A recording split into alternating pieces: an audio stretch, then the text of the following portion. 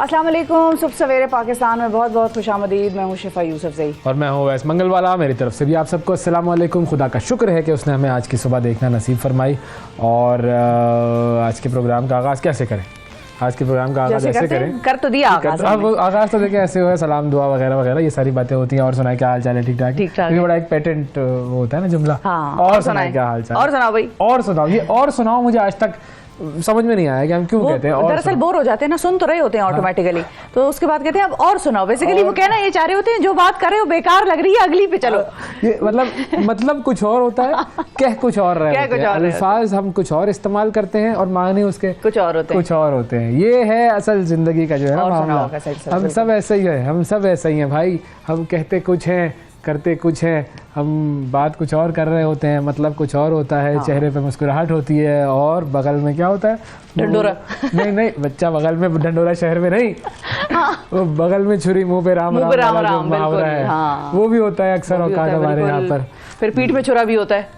دو پیٹھ میں چھرا گھونپنا. ایک تو بغل میں تو سامنے سے آ رہا ہوتا ہے نا، پیٹھ میں بھی الگ ہوتا ہے، پیچھے سے کوئی اور پیٹھ میں مار رہا ہوتا ہے. جی یہ بڑے معاملات ہوتے ہیں، بڑے زندگی کے بڑے راز ہے. حقیقت ہے. ہاں بڑے صحافیوں کے دلوں میں بڑے راز ہوتے ہیں. آپ کو کیا پتا؟ بالکل. آپ کو کیا پتا صحافیوں کا کیا ایک اسٹینڈرڈ ہو. لیکن واقعی ویسے اگر تاریخ لکھی جاتی ہے تو بہت مرتبہ بڑے بڑے جرنلسٹ بڑی بڑی کتابیں لکھتے ہیں نا، اس کے اندر بہت سارے ایسے واقعات وہ لکھتے ہیں کہ آپ کہتے ہیں یار یہ اس وقت اس کو پتا تھا، اب کیوں نہیں بتایا، تب کیوں نہیں بتایا. بعد میں سیلف سینسرشپ والا معاملہ بھی آ جاتا ہے، وہ بھی ہوتا ہے فینومینا. پتہ نہیں ہم بولیں گے تو اٹھائے نہ جائیں نا، یہ بھی ایک ٹینشن ہے کہ بولے تو اٹھائے نہ جائیں. وہ ایک بڑا مشہور شعر تھا بڑا مزے کا، وہ مجھے یاد آ رہا ہے اس وقت کہ مجھ میں کتنے راز ہیں، مجھ میں کتنے راز ہیں بتلاؤں کیا، مجھ میں کتنے راز ہیں بتلاؤں کیا، بند ایک مدت سے ہوں کھل جاؤں کیا. مجھ میں کتنے راز ہیں بتلاؤں کیا، بند ایک مدت سے ہوں کھل جاؤں کیا. عاجزی منت خوشامد التجا، عاجزی منت خوشامد التجا، اور میں کیا کیا کروں مر جاؤں کیا. اچھا ادھر مجھے کاؤنٹر آ رہا ہے کاؤنٹر آ رہا ہے کہ راز بتاؤ گے، راز بتاؤ گے تو اٹھاؤں کیا. واہ واہ واہ واہ واہ. ناظرین ہم چلتے ہیں اپنی کرسی کی طرف اور آپ کو دکھاتے ہیں 60 سیکنڈ میں دنیا میں کیا کیا ہو رہا ہے. ویسے اسلام آباد میں بارش ہو رہی ہے اور باقی جو ہے دنیا میں کیا کیا ہو رہا ہے یہ آپ کو 60 سیکنڈ نیوز میں پتہ لگ جائے گا. دکھائیں جی. حکومت کا تشدد میں ملوث عناصر کے خلاف کارروائی کا فیصلہ، پارلیمنٹ کا مشترکہ اجلاس طلب. عمران خان اور بشرا بی بی آج توشہ خانہ کیس میں نیب طلب. عمران خان نے چیف جسٹس آف پاکستان کو خط لکھ کر اپنے قتل کی مبینہ سازش سے آگاہ کر دیا. ایبٹ آباد میں تحصیل ناظم حویلیاں کی گاڑی پر فائرنگ، 11 افراد جاں بحق. طالبان اہلکار اپنے بیٹوں اور رشتہ داروں کو سرکاری عہدوں سے برطرف کریں، افغان طالبان کے سربراہ ملا ہیبت اللہ خونزادہ کا حکم نامہ. سابق امریکی صدر ڈونلڈ ٹرمپ پر اداکارہ کو رقم دینے کے معاملے پر آج فرد جرم عائد ہونے کا امکان. کورونا کی ابتدا کہاں سے ہوئی؟ امریکی صدر جو بائیڈن نے خفیہ معلومات جاری کرنے کے قانون پر دستخط کر دیے. انتہا پسند اسرائیلی وزیر خزانہ بیتسلائل سموٹریچ نے فلسطینی عوام کے وجود سے ہی انکار کر دیا. IMF نے بدترین معاشی بحران کے شکار سری لنکا کے لیے قرض کی منظوری دے دی. اور ورلڈ ٹیسٹ چیمپئن شپ آسٹریلیا اور بھارت جون میں فائنل کھیلیں گے. جی یہ تھی 60 سیکنڈ نیوز. کون سی سب سے مزیدار نیوز لگی آپ کو؟ میں نے تو اخبار کھولا ہوا ہے. اچھا وہ میں ان کی بات کر رہا ہوں جو 10 نیوز ہم نے 60 سیکنڈ والی سنائی، اس میں کوئی مزیدار لگی آپ کو؟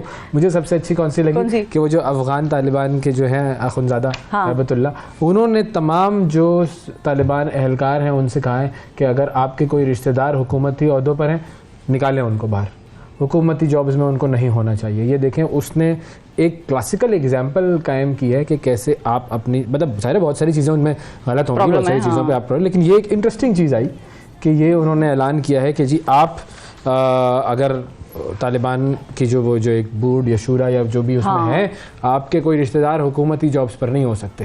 یہ انہوں نے انصاف کی بات کی. پسند آیا؟ گڈ، بالکل انصاف. مجھے تو وہ خبر بھی ٹھیک لگی کہ خان صاحب نے خط لکھا ہے چیف جسٹس آف پاکستان کو انصاف کی خواہش کرتے ہوئے, تو وہ بھی ایک اہم خبر تھی. انصاف کی خواہش کی ہے ایک اور آدمی شامل ہو گیا اس لسٹ میں جس کو انصاف چاہیے. کروڑوں میں, اربوں میں, سب کو چاہیے انصاف. وہی کہہ رہی ہوں نا, اربوں کروڑوں میں, لیکن انصاف ملتا کہاں ہے؟ بڑے آدمی کو تو انصاف مل جاتا ہے, عام آدمی چھوٹے موٹے شہری کو تو کیڑے مکوڑے ہیں, ان کو انصاف کہاں ملتا ہے. تو خیر یہ ہے, لیکن اس کے باوجود انصاف کے نام سے پاپڑ نکالوں گا اب میں. انصاف پاپڑ ملیں گے سب کو, دیکھیں سستے نہیں, لیکن انصاف ہوگا نا. ابھی دیکھیں وہ کیسا زبردست انہوں نے اعلان کیا ہے, 50 روپے سبسڈی ہوگی پیٹرول پہ, اس کو بڑھا کے انہوں نے 100 روپے کر دیا ہے بھائی. ہاں, اگر میں غریب آدمی ہوں, ٹھیک ہے, میں نے 50 روپے سستا پیٹرول ڈلوا لیا جی, اور پھر ظاہر ہے میں ہوں ایک پاکستانی بھی, اور ظاہر ہے ہم یہ بھی جانتے ہیں کہ ہمارے خطے کے لوگ ہیں, چاہے پاکستانی ہوں بنگالی ہوں جو بھی ہوں, ان میں جگاڑوں کا اور بے ایمانیوں کا سلسلہ بھی سر فہرست ہے. تو میں غریب آدمی ہوں, میں نے سستا پیٹرول ڈلوا لیا, اور آگے میں دیکھ رہی ہوں کہ بھائی کوئی درمیانے طبقے کا آدمی کھڑا ہے جو کہہ رہا ہے بھائی مجھے, تو اس کو میں نے بیچ دیا. ہاں تو ٹھیک ہے, اب یہ آپ کے اپنے اعمال ہے, ہر چیز نہیں کنٹرول ہو سکتی بھائی. آپ کو اگر ایک فیسلٹی دی ہے, آپ اس کو اپنے طور پر استعمال کرنے کے بجائے بیچ دیں آگے, تو آپ کو بھی تو اوپر جواب دینا ہے, جواب دے دیجیے گا اوپر. آپ سے ایسا انصاف ہوگا کہ پتہ چل زیادہ خوش نہ ہو آپ. پاکستانی ویسے ہی خوش ہو رہے ہیں آج کل بھائی, خوشی کا جو انڈیکس کی لسٹ آئی ہے آپ نے دیکھی وہ؟ نہیں, میں نے نہیں دیکھی. ارے دیکھیں بھائی, بیسکلی کہا یہ جاتا ہے کہ جو دکھ ہے اس کی کوئی عمر جو ہے وہ بڑی طویل ہوتی ہے, اور خوشی کا دورانیہ بڑا مختصر ہوتا ہے, اور اسی لیے جب بھی خوشی ملے اس سے لطف اندوز ہونا چاہیے. اور پاکستانی ایسی ہی قوم ہے, آپ کو ہر طرف مسائل پریشانیاں, سیاسی عدم استحکام نظر آتا ہے, لیکن وہ خوش ترین ممالک کی فہرست میں شامل ہیں, اور اس پر جو ان کا انڈیکس ہے وہ امپروو ہوتا جا رہا ہے. ہاں بالکل. خوشی کا عالمی دن کل تھا, اس کے اوپر اقوام متحدہ کی فہرست ایک جاری ہوئی, ہیپینس انڈیکس 137 ممالک میں سے 108ویں نمبر پر پاکستان ہے, جبکہ گزشتہ سال 121 پر تھا. تو ہم نے درجہ بندی ہماری بہتر ہو گئی, 13 درجے ہم بڑھ گئے ہیں خوشی میں. اور بھارت کو اگر دیکھیں تو تمام تر معاشی ترقی کے باوجود اس کی رینکنگ کم ہوئی ہے, اور وہ 126ویں نمبر پر آیا ہے. بنگلہ دیش 118 نمبر پر ہے. پاکستان جو ہے وہ جیت گیا. اچھا, اس میں دیکھا کیا خوشیاں منا رہے ہیں, پتہ نہیں کس بات پہ خوشیاں اٹھائے جانے پہ خوشیاں منا رہے ہیں. خوش رہو بس, خوش رہو, بالکل خوش بس. فی کس آمدنی, متوقع زندگی, سماجی مدد, آزادی اور سخاوت اور کرپشن, یہ تمام چیزوں کے بارے میں جو ہے وہ اس کے اوپر ڈیٹیل لی گئی. پھر اس کے بعد فن لینڈ جو ہے وہ میں آپ کو بتاؤں دنیا کا خوش ترین ملک ہے بھائی. فن لینڈ میں سب لوگ بہت خوش رہتے ہیں تمام, اور یہ کئی سالوں سے فن لینڈ نمبر 1 پہ ہے خوشی کے انڈیکس میں. پھر اس کے بعد ڈینمارک اور آئس لینڈ یہ دوسرے اور تیسرے نمبر پر ہیں, اور اسرائیل 9ویں نمبر پر ہے. اسرائیلیوں تم لوگ تو ساری دنیا پہ ظلم کر رہے ہو, خوش ہو. اور دنیا کا سب سے ناخوش ملک جو ہے وہ ہے جی تباہ حال افغانستان, 137ویں نمبر پہ ہے جی. تو یہ ایک بڑی خطرناک خبر ہے, اور ویسے تو لیکن یو کے والوں نے بڑا اچھے طریقے سے ڈیل کیا ہے اس خبر سے کہ ایک صاحب ہے جی, Danish Swedish far right leader ہے یہ, اور اس کا نام ہے جی رامسس نے ابھی گزشتہ دنوں جو ہے وہ قرآن پاک کی بے حرمتی کی تھی, اس کو جلایا تھا, اور یہ ناپاک اور مذموم اس کی حرکت تھی. اب اس کا پلان یہ تھا کہ رامسس جائے گا یو کے, اور وہاں جا کر رمضان میں یہ حرکت اس نے کرنی تھی, قرآن پاک کو جلانا تھا. اور وہاں پر پھر اس کے حوالے سے بات ہوئی, اور جو ہے رامسس پیلودن اس کا پلان, پھر اس کے بعد جب حکومت ہے انہوں نے کہا کہ جی ہم اس کو یہ حرکت کی اجازت نہیں دیں گے. یو کے کی حکومت کا یہ بہت پازیٹیو اقدام ہے یہ, کیونکہ ظاہر ہے یو کے میں بہت سارے مسلمان بھی رہتے ہیں, اور ان سب لوگوں کو اس بات کی تشویش تھی کہ کس طریقے سے اگر ایک شخص آتا ہے یہاں پر اور یہ قرآن پاک کی بے حرمتی کرنے کا عمل کرتا ہے, تو اگر وہ قرآن پاک کی بے حرمتی کرے گا تو یو کے میں جو مسلمان ہیں ان سب کے لیے تشویش کا باعث ہے. اور ظاہر ایک بڑی ملٹی کلچرل, بالکل ڈائیورسٹی کو سیلیبریٹ کرتے ہیں وہاں پر, وہی میں لفظ بھول گیا, ڈائیورسٹی. اور دوسرا یہ کہ لوگوں کے ذہن میں پھر یہ سوال بھی اٹھتا ہے کہ بھائی اس آدمی نے کہاں اعلان کیا کہ بھئی میں جلاؤں گا, قرآن مجید کی بے حرمتی کروں گا. تو وہ اس نے اپنی ٹویٹر کی ویڈیو میں اعلان کیا ہوا ہے, جس کے بعد ظاہر ہے وہ پھیلی, لوگوں نے اس پہ اعتراضات بھی کیے, اور پھر برٹش گورنمنٹ کو بھی یہ خیال آیا کہ بھئی یہ چیز تو اپنی ساکھ کے لیے, ان کے اپنے ملک کے لیے اور روایات کے لیے, جمہوریت کے لیے خطرے کا باعث بن سکتی ہے.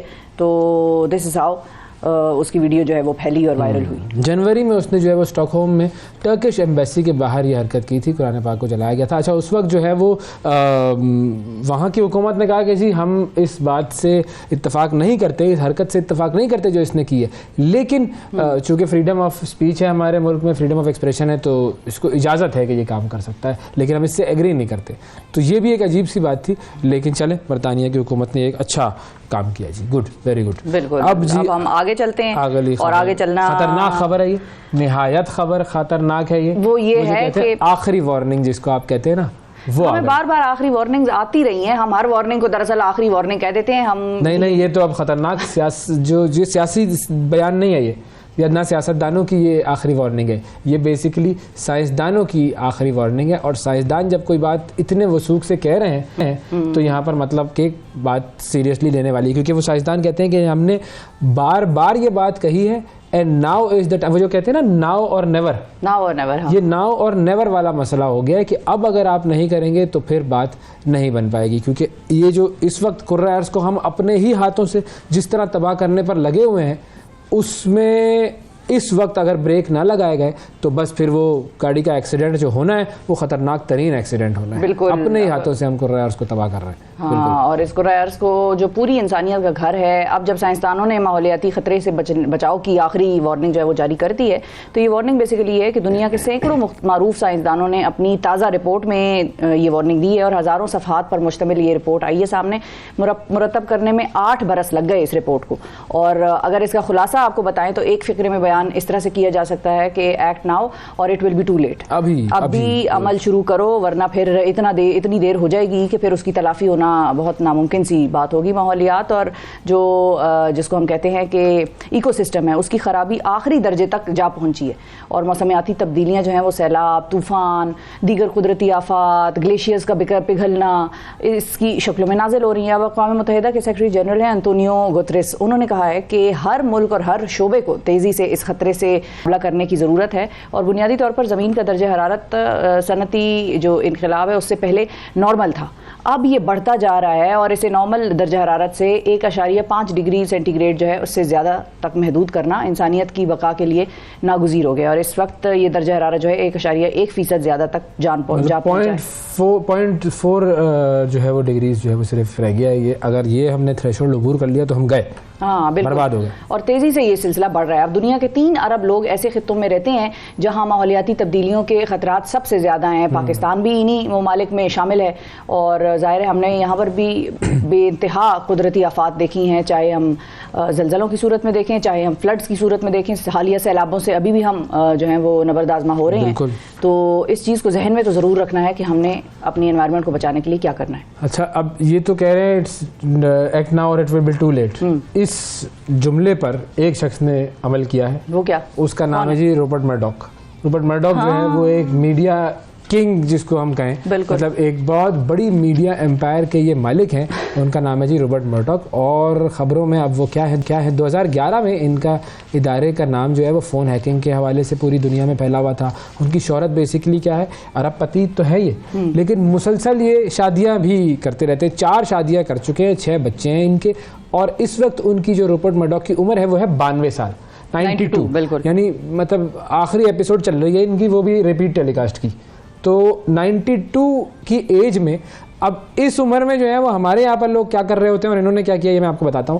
اس ارب پتی شخص نے 5ویں شادی کے متعلق اعلان کر کے ایک بار پھر سب کو حیران کر دیا ہے. 66 سالہ ایک خاتون ہے جی, این لیزلی اسمتھ, ان کے ساتھ انہوں نے منگنی کا اعلان کیا ہے. اور ظاہر ہے بس پھر 92 سالہ یہ شخص اور 66 سالہ خاتون سے ان کی منگنی, تو بس نیوز میں تو پھر اس نے آنا ہی تھا. اب روبرٹ مرڈاک نے اس موقع پر ایک بھی بڑا جملہ زبردست کہا, یہ بڑا مزیدار جملہ ہے, سنیے گا, کہ جی میں اس وقت بڑا نروس ہوں اس معاملے پر, اور میں محبت میں مبتلا ہونے سے بڑا خوفزدہ تھا, لیکن مجھے اب پتہ چلا ہے کہ مجھے آخری بار محبت ہو گئی ہے. اب یہ انہوں نے اپنے آپ کو بڑا لمٹ کر لیا, بھائی آخری بار کیوں ہے, بھائی ہو سکتا ہے آپ جو ہے دوبارہ ہو جائے, فوراً ہو جائے اگلے دن. ہاں اس میں کیا پرابلم ہے, مطلب آپ کیسے یہ بات کہہ سکتے ہیں روبرٹ صاحب کہ اب آپ کو محبت اب میرا خیال ہے یہ اس لیے انہوں نے کہا ہے, جس جملے سے آپ نے اپنی سٹوری کا آغاز کیا تھا نا کہ بس اب ان کا لاسٹ ایپیسوڈ چل رہا ہے, تو میرا خیال ہے اس عمر کے تقاضے کو ذہن میں رکھتے ہوئے انہوں نے کہا اللہ کرتا بندہ اس نے شادی کرنے کی سوچا.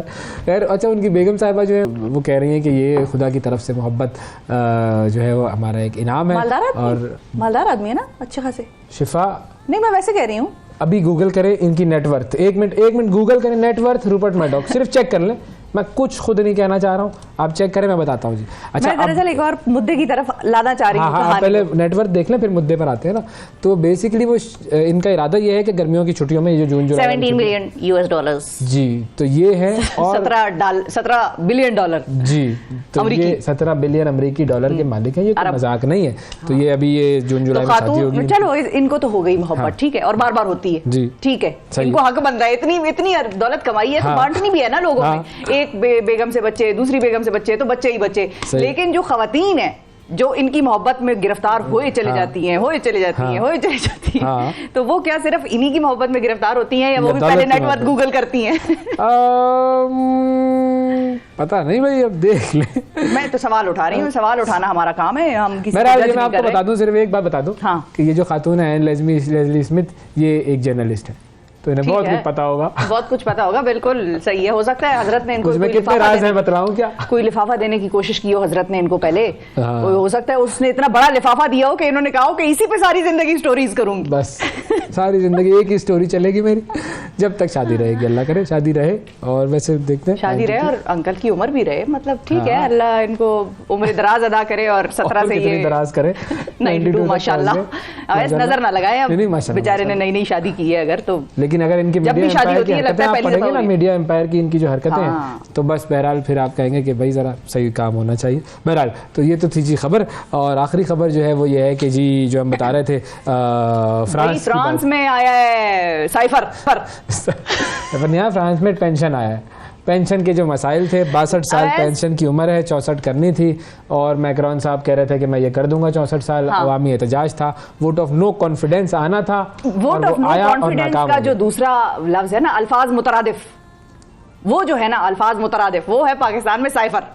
سائفر آیا ہے بھائی. آئندہ سے کہیں جب آپ نے کہا ہو کہ سائفر آیا ہے, اس کا مطلب آپ یہ سمجھیے گا کہ ووٹ آف نو کانفیڈنس کسی کے خلاف یا کسی کے حق میں, یا کسی کی طرف کوڈ بنا لیا آپ نے. ہاں بالکل. تو اب بتائیں آپ خبر دیں. تو بس وہ ان کے خلاف ووٹ آف نو کانفیڈنس آیا, اور میکرون صاحب سروائیو کر گئے, کچھ نہ ہو سکا. لیکن یہ ہے کہ ابھی بھی معاملات تو چل رہے ہیں, گمبھیر ہیں, دیکھتے ہیں کہ آگے کیا ہوتا ہے. بہرحال یہ تو تھا جی کچھ خبروں کا سلسلہ, اور بریک لیتے ہیں, بریک کے بعد ہم واپس آتے ہیں, پھر ملتے ہیں آپ سے.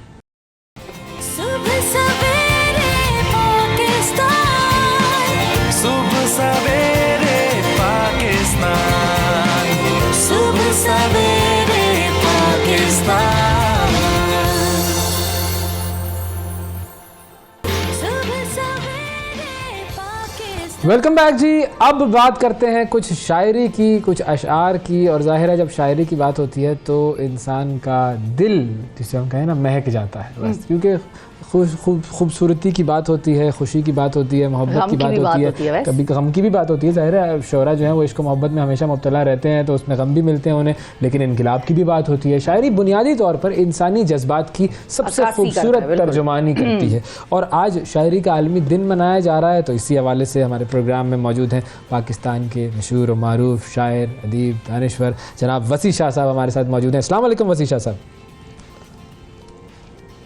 جی السلام علیکم اویس, کیسے ہیں آپ, خیریت سے ہیں؟ بالکل ٹھیک سر, تھینک یو, بہت شکریہ آپ نے وقت نکالا. اور شاعری کی ہم بات کر رہے ہیں. ایک تو چونکہ ہم وہ بات کر رہے تھے کہ وہ شاعر جو ہیں وہ عشق و محبت میں اکثر مبتلا ہوتے ہیں, اس کا ذرا فلسفہ تھوڑا سا اگر آپ سمجھا دیں, کیوں یہ شاعر جو ہیں وہ محبت زیادہ کرتے ہیں, ہمیشہ محبتیں کرتے ہیں, یہ کیا چکر کیا ہے, یہ مسئلہ کیا ہے؟ دیکھیے میں سمجھتا ہوں کہ اس حوالے سے, اب شفا بھی یہاں بیٹھی ہیں آپ کے ساتھ, اس حوالے سے ہم نے شاعری کے ساتھ وہی کیا ہے جو ہم نے پاکستان میں خواتین کے ساتھ کیا ہے.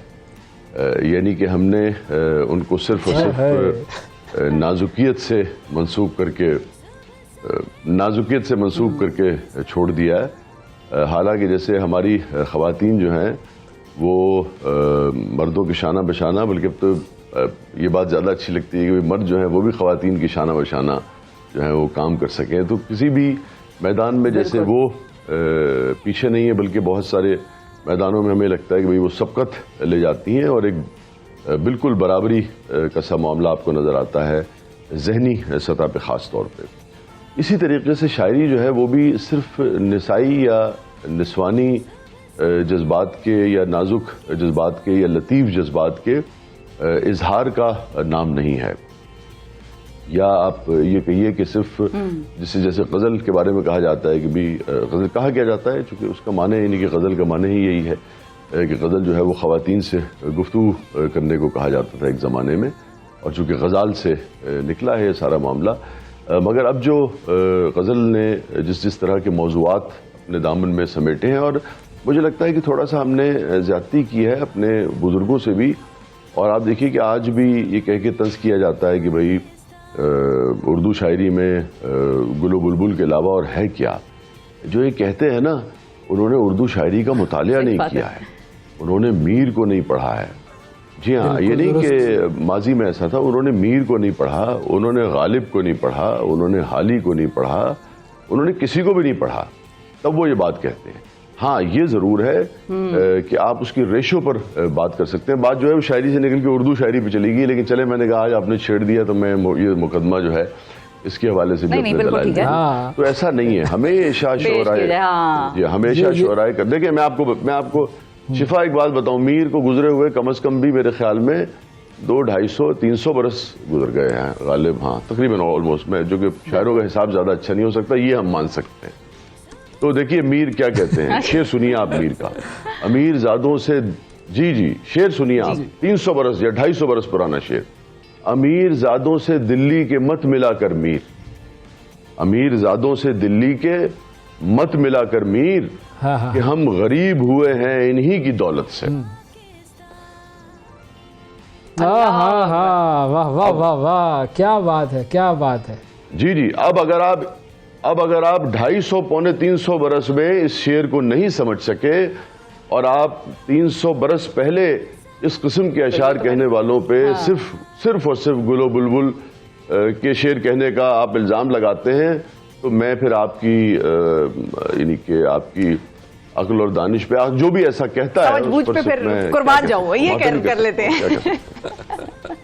جی ہاں قربان جاؤں. لیکن تو میں نے ایک آپ کو بتایا کہ مطلب بہت سی ایسے وہ جو آپ کہہ رہے ہیں نا بلبل اور گل بلبل والا جو ایک ہے کانسیپٹ، اس کو اگر آپ دوسری طرف موڑ کے دیکھیں گے کہ معنی بدل بھی جائیں گے. مثال کے طور پہ آپ اور اس میں 2 ایسپیکٹس ہیں میرے سوال میں چاہوں گی آپ دونوں کو ایڈریس کریں. ایک تو شعراء وہ ہیں جو بہت نامی گرامی شعراء ہیں، لوگ بہت سنتے ہیں، اکثر کانورسیشنز میں تقاریر میں ان کو کوٹ کیا جاتا ہے، Mir is one of them, Iqbal, Ghalib, یہ وہ لوگ ہو گئے. کچھ ایسے ہیں کہ جنہوں نے اپنی شاعری بھی بڑی زبردست کی، ان کی شاعری پہ گانے وانے بھی بنے. مثال کے طور پہ ناز خیالوی صاحب ہیں، میں وہ سن رہی تھی ایکچولی کچھ دن پہلے نصرت فتح علی خان صاحب کا تم ایک گورکھ دھندا ہو، اور وہ میں ٹویٹ کرنے کے چکر میں تھی، مجھے کسی نے کہا شفا یہ نہ کرنا. توبہ توبہ. اب دیکھیں تم ایک گورکھ دھندا ہو پہ جس نے لکھا، وہ جو شاعر تھے ناز خیالوی صاحب، ایک تو ان کو اس طرح سے میرا خیال ہے پذیرائی اس کے لکھنے پر نہیں ملی جتنا اس کے ان کے اس گانے کو بننے پر قوالی. بالکل. تو اب اس کے بھی 2 پہلو ہیں. تو میں گورکھ دھندا ہو کو آپ اگر انقلابی اس میں لینا چاہتے ہیں تو آپ اس کو انقلابی اس میں بھی لے سکتے ہیں، اور اگر آپ کسی کو پرسنل گلو بلبل والے ایسپیکٹ میں لینا چاہتے ہیں تو اس میں بھی لیا جا سکتا ہے. ہاں آپ نے چونکہ ناز خیالوی صاحب کی بات کی، آپ درست کہہ رہے ہیں کہ ناز خیالوی صاحب نے جتنا بڑا کام کیا، اس حوالے سے میں سمجھتا ہوں کہ معاشرے نے جو مقام ان کو ملا، ہم شعراء کرام تو ان کی بڑی تعظیم کرتے تھے اس زمانے میں. مجھے یاد ہے کہ ناز خیالوی صاحب مرحوم کی وفات سے پہلے ایک تقریب جو ہے ان کے اعزاز میں، میرا حافظہ اگر ٹھیک کام کر رہا ہے تو الحمرہ میں رکھی گئی تھی، اور اسی حوالے سے رکھی گئی تھی. اور ہمارے مین سٹریم کے جو بہت سنجیدہ لکھنے والے تھے ان کو اس میں بلایا گیا تھا. تو ایسا نہیں ہے کہ جو لکھنے والے تھے وہ تو جانتے تھے، مگر عوامی سطح پر شخصی حوالے سے خود جس طرح سے انہیں پذیرائی ملنی چاہیے تھی وہ نہیں ملی. ورنہ تو ہر شخص جو اس کو سنتا ہے وہ اس کی داد دیتا ہے. اور آپ دیکھیے ایک اور آپ نے پہلو نکالا ہے کہ اب یہ انتہائی ادق، جسے ہم عمیق کہتے ہیں، بہت ہی گہرے، بہت ہی پیچیدہ فلسفیکل جو مسائل ہیں یا جو ایشوز ہیں، ان کو اس پوری یعنی کہ قوالی کے اندر، اس کو نظم کہہ لیجئے چلیے آپ، اس کے اندر ایڈریس کیا گیا ہے، اور کتنا پوئٹک وے میں کیا گیا ہے. تو ایسا نہیں ہے. دوسرے اب میں آپ کو ایک اور بات بتاتا ہوں. یہ تو میں نے بات، چونکہ اویس دوست ہے میرے، میں ان کا دوست ہوں، یہ انہوں نے ایسی بات چھیڑ دی تو میں نے ایک بات کی. میں تو کبھی اس پہ بھی شفا صاحبہ ڈیفینسو نہیں ہوتا ہوں گلو بلبل والی پہ. میں تو صرف یہ کہہ رہا ہوں کہ یہ بات غلط ہے کہ صرف آپ اگر دیکھیے تو میں نے صرف کا لفظ استعمال کیا ہر جگہ کہ صرف گلو بلبل. بھائی گلو بلبل پہ بھی بات کرنے میں کیا ہے؟ آپ کیٹس کو اپریشیٹ کرتے ہیں، آپ شیلے کی اس پر نظموں پر آپ سر دھنتے ہیں، شیکسپیئر کی جو سونٹس ہیں جو رومانس کے اوپر ہیں، آپ کہتے ہیں کہ سبحان اللہ کیا مرد و زن کے تعلقات کے اوپر اس نے لکھا ہے. تو بھائی اردو شاعری میں اگر گل و بلبل کی بات کی ہے، لوگ اپنے محبوب کی بات کرتے ہیں، مرد و زن کسی وقت محبت کی بھی تو بات کریں گے نا ایک دوسرے سے. اس میں برائی کیا ہے؟ مرد عورت کی تعریف کرتا ہے، عورت مرد کی تعریف کرتی ہے، دونوں ایک دوسرے کو چاہتے ہیں. خدا کے لیے محبت کو پروان چڑھنے دیں. جی پروان چڑھنے دیں، اس میں برائی کیا ہے؟ بہت اگر اعتراض کرنا چاہیں تو آپ آوارگی کے اوپر یا جو بے راہ روی ہے اس کے اوپر تو آپ کوئی بات کر سکتے ہیں، مگر لیکن اگر ایک شعر ہے، مثال کے طور پہ فراز کا یہ شعر ہے کہ اس کے بدن کی سنا ہے اس کے بدن کی تراش ایسی ہے کہ پھول اپنی قبائیں قطر کے دیکھتے ہیں. اب آپ کہیے کہ صاحب اب آپ کا ذہن ہی اگر کسی کا غلیظ ہو اور اس کو کہیں لے جائے اور کس کو سنا رہا ہے، یہ تو اس کے اوپر ہے. مگر شعر کی جو جمالیات ہے اس کی تو آپ داد دیں گے. یہ تو بالکل ایسی ہے نا جیسے کسی نے ایک بات کہی ہے تو اس میں حرج کیا ہے؟ مجھے آج تک یہ سمجھ نہیں آئی کہ ہم اس پہ ڈیفینسو کیوں ہوتے ہیں. ہاں سیلیبریٹ کرنا چاہیے اس چیز کو. بالکل میں نے جو بات کی تھی وہ اسی لیے میں نے سیلیبریٹ کرنا چاہیے. یہ اردو شاعری کا یہی ہے. تو بس وہ میرا تو بالکل ہاں تو میں نے آپ کہا کہ صرف ایسا نہیں ہے، لیکن جو ہے وہ ہمارا فخر ہے یار، وہ ہمارا فخر ہے. بالکل. اور ہم تو اپنے پروگرام میں ایک سیگمنٹ بھی کرتے ہیں کہ اردو کے جو گیت ہیں، جو غزلیں ہیں، اس کے اندر سے کیا کیا خوبصورت الفاظ استعمال کیے گئے ہیں وہ ہم اپنے ناظرین کو بتاتے ہیں کہ یہ دیکھیے یہ لفظ ہے جس کو آپ استعمال کریں گے تو آپ کی گفتگو میں مزید خوبصورتی اور نکھار آ جائے گا. تو اس طرح کے الفاظ ہمیں شاعری سے ہی سیکھنے کو ملتے ہیں کہ کیا کیا ایک ایک لفظ اور اس کا جو اصل استعمال ہے، اس کا وزن ہے. بہت عمدہ بات کی اویس، بہت عمدہ بات کی، بہت عمدہ بات کی. میں آپ کو بتاؤں، دیکھیے لسانیات اور تاریخ کے طالب علم یہ کہتے ہیں کہ پوری انسانی تاریخ میں زبان پر جو سب سے بڑا احسان ہے وہ خواتین نے کیا ہے. اس لیے کہ خواتین جو ہیں، لازم بات ہے اب دور بدل گیا ہے، میں ماضی کے حوالے سے اس وقت بات کر رہا ہوں کہ خاص طور پہ خواتین جو ہیں وہ چونکہ بچوں کے پالنے کا کام صرف اور صرف ذمہ داری جو ہے وہ خواتین پر ہوتی تھی اور اس کے بعد وہی اور زیادہ وقت بھی وہی ان کے ساتھ گزارتی تھی. تو آپ دیکھیں آج بھی بڑے بڑے ادیب جو ہیں، آپ کو پتہ ہے جو لفظ ڈکشنری میں اور آپس کے اس میں نہیں ملتا، وہ بعض اوقات اردو جو اہل زبان ہیں وہ اپنی ماؤں سے پوچھتے ہیں. ان کو پتہ ہے کہ ڈکشنری میں ملے نہ ملے ماں سے مل جائے گا انہیں لفظ. تو میں آپ سے کہنا یہ چاہ رہا ہوں کہ زبان کے اوپر میں سمجھتا ہوں کہ ماں کے بعد زبان آگے بڑھانے میں جو دوسری چیز کردار ادا کرتی ہے، ماں کا رول ادا کرتی ہے، وہ شاعری ہے. واقعی ایسا ہی ہے، ایسا ہی ہے. تو اب آج آپ کیا ڈیڈیکیٹ کریں گے کیا سنائیں گے جاتے جاتے شاعروں کو؟ میں بھائی دیکھیے اب جیسا ماحول چل رہا ہے بتائیے اور آپ کیا برداشت کر سکیں گے. ہم سب برداشت کر سکیں گے، لیکن جنہوں نے برداشت کرنا ہے وہ کر سکیں گے یا نہیں، یہ سوال اس کا ذمہ دار آپ خود ہے سر. پھر سانو نہ کہنا. بھائی دیکھیں نا، میں شعر سناؤں گا، میں ٹویٹ کروں گا اور اپنا کیا نام ہے اویس ٹویٹ کریں گے، اب شفا ٹویٹ کریں گی تو اس کے معنی کچھ اور لیے جائیں گے. بالکل ایسا ہی ہے سر. ان کی تو فالوئنگ بھی بہت زیادہ ہے نا. پھر نہیں سر، کوئی محبت کی بھی بات ہو، کوئی محبت کی بھی بات ہونی چاہیے. کیا ہم ہر روز جو ہے میں آپ کو ایک تازہ غزل سنا دیتا ہوں. بنیادی طور پہ قرآن کی ایک آیت ہے کہ دنیا ایک دھوکہ اور فریب ہے، اس سے اس غزل کی انسپریشن ہے، مگر پھر دیگر موضوعات بھی اس میں آئے ہیں. 4-5 شعر میں آپ کو سنا دیتا ہوں. آپ کے پاس ہے 4-5 شعر کا وقت نہیں؟ جی جی جی بالکل سر، بالکل. دنیا فریب تھی، غم دنیا فریب تھا. دنیا فریب تھی، غم دنیا فریب تھا. سچ پوچھئے تو سارا تماشا فریب تھا. خلقت کو ہر فریب سے دلوائیں گے نجات.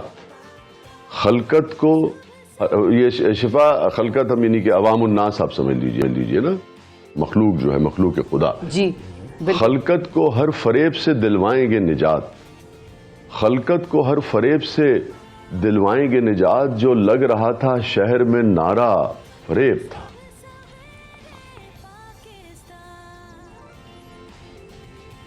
واہ واہ واہ واہ واہ کیا بات. اور اس شخص کی خاموشیاں، شکریہ، اس شخص کی خاموشیاں ایک چال تھی فقط، اس شخص کی خاموشیاں ایک چال تھی فقط، چپ توڑ کے وہ جب کبھی بولا فریب تھا. فریب تھا بھائی. واہ واہ واہ واہ واہ. شکریہ. اور جس کو میں سمجھ نہ سکا نیک تھا وہ شخص، جس کو میں سمجھ نہ سکا نیک تھا وہ شخص، جس کو میں ذرا سا بھی سمجھا فریب تھا. واہ واہ واہ واہ بھائی واہ واہ وسیع صاحب واہ واہ واہ واہ واہ بہت ہی اعلیٰ. یہ مقرر ہونا چاہیے. شکریہ ویس، شکریہ. جس کو میں سمجھ نہ سکا نیک تھا وہ شخص، جس کو میں سمجھ نہ سکا نیک تھا وہ شخص، جس کو میں ذرا سا بھی سمجھا فریب تھا. آیا اور آ کے جھٹ سے میرے پاؤں پڑ گیا، آیا اور آ کے جھٹ سے میرے پاؤں پڑ گیا، مدت کے بعد اس کا یہ تازہ فریب تھا. واہ واہ واہ واہ واہ کیا بات ہے، کیا بات ہے. شکریہ. آیا اور آ کے جھٹ سے میرے پاؤں پڑ گیا، مدت کے بعد اس کا یہ شکریہ تازہ فریب تھا. اور شعر سنیے گا کہ تو جانتا نہیں ہے ابھی زندگی کو یار، تو جانتا نہیں ہے ابھی زندگی کو یار، اس کا تیرے فریب میں آنا فریب تھا. بھائی واہ واہ واہ واہ کیا بات ہے شاہ جی. واہ واہ واہ واہ بہت ہی خوبصورت. شکریہ. اب دیکھیں نا یہ فریب جو ہے اتنی آپ نے جو جہتے ہیں وہ یہاں بیان کر دی. بالکل واہ. اور یہ صحیح کہہ رہی ہے شفا کہ بنیادی طور پہ اس کی آیت جو تھی خاص طور پہ مطلع کی، وہ اس کی انسپریشن وہ ایک آیت سے لی تھی میں نے کہ دنیا ایک دھوکہ اور فریب ہے. تو جانتا نہیں ہے ابھی زندگی کو یار، دو شعر اس میں اور ہیں. تو جانتا نہیں ہے ابھی زندگی کو یار، اس کا تیرے فریب میں آنا فریب تھا. دونوں جہان سے مجھے ملوا گیا وہ شخص، دونوں جہان سے مجھے ملوا گیا وہ شخص، میرا وہ پہلا عشق تھا، پہلا فریب تھا. بھائی واہ واہ واہ واہ بھائی واہ واہ واہ کیا بات ہے سر. بہت شکریہ، بہت شکریہ ادا کریں گے. اور وسیع شاہ صاحب ہمارے ساتھ موجود تھے اور دیکھیں یہ ماحول اچانک وہ کیسا ایک الگ سے ایک رنگینی آ گئی اس ماحول میں. کس قدر خوبصورت الفاظ. اور شاعری اور دانشور ان کا تو کسی بھی معاشرے کی ترقی میں، اس کی رہنمائی میں، اس کی سوچ سمجھ کو ڈیولپ کرنے میں ایک بہت اہم کردار ہے، جو ہم اکثر اور ہمارا میڈیا بھی اکثر سمجھنے سے قاصر رہتے ہیں کہ جب تک شاعر ادیب کوئی چیز ہمیں دیں گے نہیں. ہم نے پہلے بھی ایک دفعہ بات کی تھی کہ ایک شاعر ایک نظم غزل قوالی لکھتا ہے، اس پہ پورا معاشرہ جو ہے وہ صرف وہ ایک پوری انڈسٹری اٹھ کھڑی ہوتی ہے. تو اسی طرح ایک پورے معاشرے کی ڈیولپمنٹ بھی ہو رہی ہے، سوچ سمجھ کی بھی ڈیولپمنٹ ہو رہی ہے ایک شاعر اور ایک شعر کی وجہ سے. بالکل بہت شکریہ ادا کریں گے جی. وسیع شاہ صاحب ہمارے ساتھ موجود تھے. اور اب ایک اور بہت ہی مقبول شاعر کی طرف ہم چلتے ہیں. جناب تہذیب حافظ صاحب ہمارے ساتھ موجود ہیں اور یوں کہہ لیجئے کہ جو نئی نسل جو ہیں نئے رنگ شاعری کے نظر آتے ہیں ان کی شاعری میں. تہذیب حافظ صاحب السلام علیکم. وعلیکم السلام. بہت شکریہ تہذیب صاحب وقت دیا آپ نے. اچھا آپ دیکھیے آپ تو خیر تہذیب کے علم بردار ہی ٹھہریں گے. ایک تو اس قدر خوبصورت نام، اس قدر خوبصورت تخلص، اور جو آپ کے جو اشعار ہیں ان کی بھی مقبولیت زبان زد عام ہے. تمام لوگ سنتے ہیں، پسند کرتے ہیں. ابھی وسیع شاہ صاحب سے بات ہو رہی تھی تو وسیع شاہ صاحب بھی یہی بات کر رہے تھے کہ ہم صرف اور صرف عشق و محبت کی بات نہیں کرتے، شاعری میں تو ہر طرح کے رنگ آپ کو نظر آتے ہیں. آپ کو کیا لگتا ہے اگر ہم اس سے شروع کریں کہ ایک شاعری تھی جو کہ غالب میر اقبال اور جو ہمارے کلاسیکل شاعر ہیں ان کی تھی، ایک شاعری کا آج کا ایک اس کا چلن ہے شاعری کا، اس میں آپ کو فرق کیا نظر آتا ہے؟ جی میں ہمیشہ سے یہ کہتا ہوں کہ دنیا کا کوئی بھی آرٹ ہوتا ہے، شاعری کو ہی لے لیجئے، ظاہر ہے اس کی ایک روایت ہوتی ہے، ٹھیک ہے، جہاں سے وہ آغاز ہو رہا ہوتا ہے، جہاں سے وہ شروع ہو رہا ہوتا ہے. اور چونکہ اس کا شاعری کا تعلق براہ راست زبان سے ہے، لینگویج سے ہے، تو لینگویج کا جو سب سے بڑا کام ہے وہ ابلاغ کا ہے کہ زبانیں اس لیے اہم ہوتی ہیں کہ آپ ان سے कुछ सीख, मतलब आप समझ सकते हैं कि अगला क्या कहना चाह रहा है और आप क्या बात करना चाहते हैं, इबलाग की तरसील का ज़रिया होती है। तो ज़बानों के अंदर नए लफ्ज़ आते भी हैं और बड़ी ज़बानें होती भी वही हैं जिनके अंदर दूसरी ज़बानों को एक्सेप्ट करने का हौसला होता है, ठीक है। तो शायरी ज़ाहिर जो क्लासिक में हो रही थी तब मैं सबसे बड़ा फ़र्क जो समझता हूँ ये था, तब जो उर्दू बोली जा रही थी उसके अंदर जो लफ्ज़ मौजूद थे जो बोले जा रहे थे, आज कुछ उनमें से ऐसे लफ्ज़ हैं जो मदरूक हो चुके हैं। मिसाल के तौर पर मैं जो बात कर रहा था कि ज़बानों का बड़ापन भी यही होता है, उसके अंदर नए लफ्ज़ आ जाते हैं। कुछ उसका फ़र्क है, कुछ शेरी ट्रीटमेंट का फ़र्क है, कुछ तलाज़मे का फ़र्क है। तो ज़ाहिर है जब हम शुरू में पढ़ते हैं, आज अगर हम शेर पढ़ते हुए कहीं चिलमन का लफ्ज़ इस्तेमाल करेंगे, चिलमा या आंचल का, तो उससे ज़्यादा, या गुलशन का, तो मैं समझता हूँ कि आज लोग गुलशन को इतना ज़्यादा रिलेट नहीं कर सकेंगे जितना वो बाग को कर सकते हैं, चिलमन को इतना रिलेट नहीं कर सकते जितना पर्दे को कर सकते हैं, और आंचल से ज़्यादा वो दुपट्टे को रिलेट कर सकते हैं। बड़ी ज़बानों की खूबसूरती यही होती है। ये बात आपकी बिल्कुल इंटरेस्टिंग है। ये तजीब साहब जो आपने बात की अल्फाज के चुनाव की, ये बड़ी अहम बात है कि अब हम अल्फाज का इस्तेमाल जो है वो तब्दील तो कर देते हैं, लेकिन वो जो चिलमन की जो फील वो पर्दे से तो नहीं आएगी, उस फीलिंग का क्या करें? बिल्कुल। और फिर शायरी को हम आम गुफ्तगू से किस तरह से मुख्तलिफ रखेंगे अगर हम वही अल्फाज जो पर्दे और दुपट्टा और बागीचा, उन्हीं अल्फाज को हम अगर शायरी में भी इस्तेमाल करने लग जाए, तो फिर तो दोनों में कोई डिफरेंस ना रहा। जी मैं बताता हूँ। मैं अर्ज़ ये कर रहा था कि शायरी हो या कुछ भी, असल मुद्दा ये है कि इबलाग होना चाहिए, ठीक है।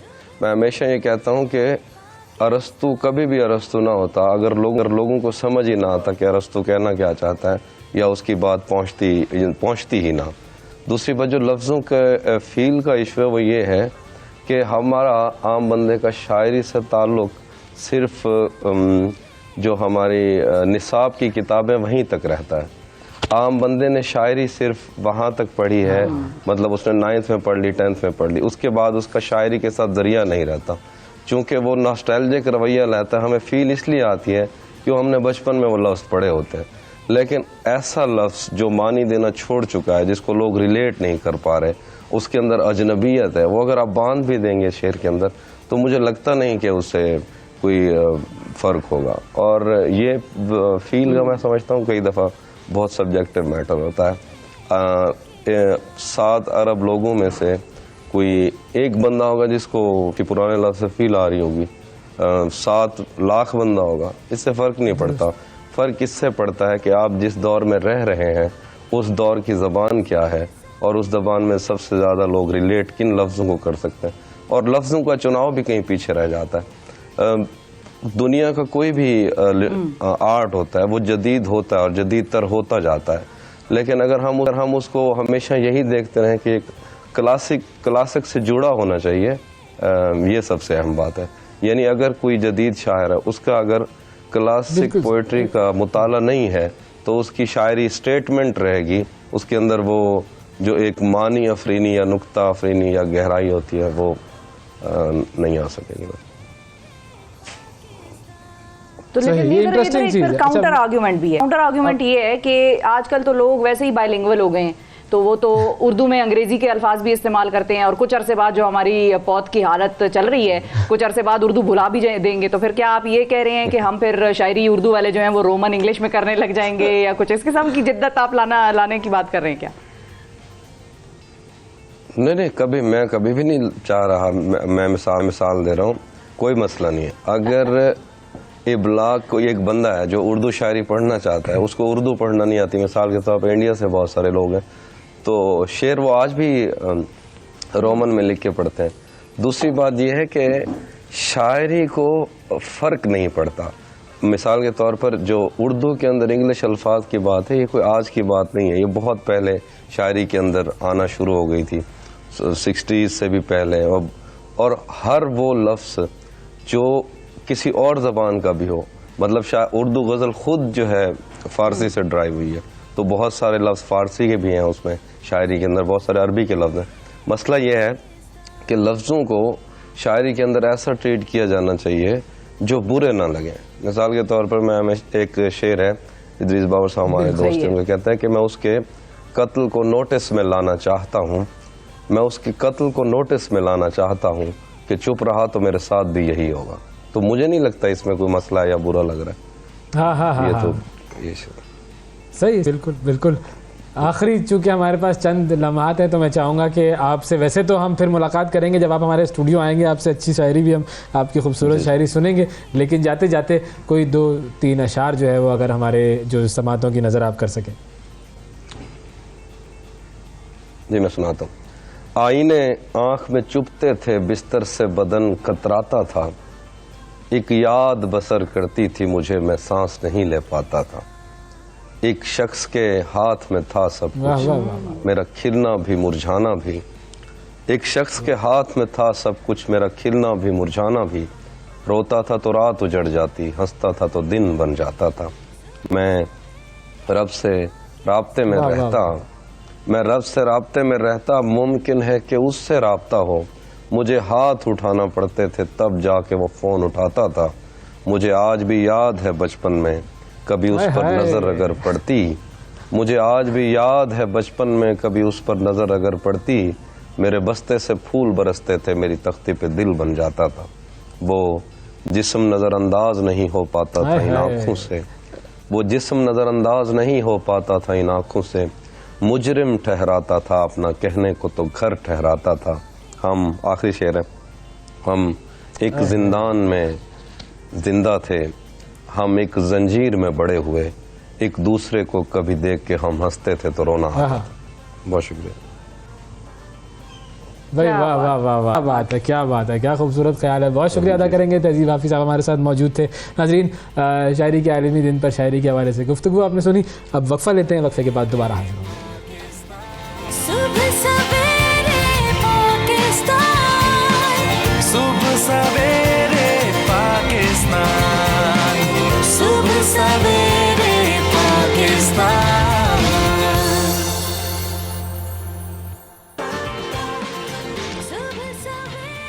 ویلکم بیک جی. بھارت کی سکھ برادری نریندر مودی کے مظالم کے سامنے ڈٹ کر کھڑی ہو گئی ہے. بھارت سے آزادی حاصل کرنے کے لیے خالستان کی آزادی کی تحریک اس وقت ساری دنیا میں اپنے حق کی آواز بلند کر رہی ہے. لندن میں خالستان تحریک کے حامیوں نے بھارتی ہائی کمیشن کے سامنے مظاہرہ کیا, عمارت سے بھارتی ترنگا اتار دیا, خالستان کا پرچم لہرا دیا. اس کے علاوہ آسٹریلیا کے شہر برسبن میں سکھ کمیونٹی کی جانب سے خالستان کے حق میں ریفرینڈم کیا گیا ہے. اس دوران خالستان کے حامی سکھوں نے اعزازی بھارتی قونصل خانے کو بھی احتجاجاً بند کرا دیا. اب یہ جو خالستان کی تحریک ہے, اس کا ایک اہم زاویہ 29 سالہ امرت پال سنگھ ہیں, جو بھارتی پنجاب میں سکھوں کے ہیرو بن کر ابھرے ہیں. امرت پال کے 100 سے زائد رشتہ داروں کو بھی گرفتار کر لیا گیا ہے. اور یہ جو خالستان کی تحریک ہے, اس کے حوالے سے ہم بات کریں گے. ہمارے ساتھ موجود ہیں جی پرمجیت پاما, جو کہ خالستان تحریک کے رہنما. السلام علیکم پرمجیت جی.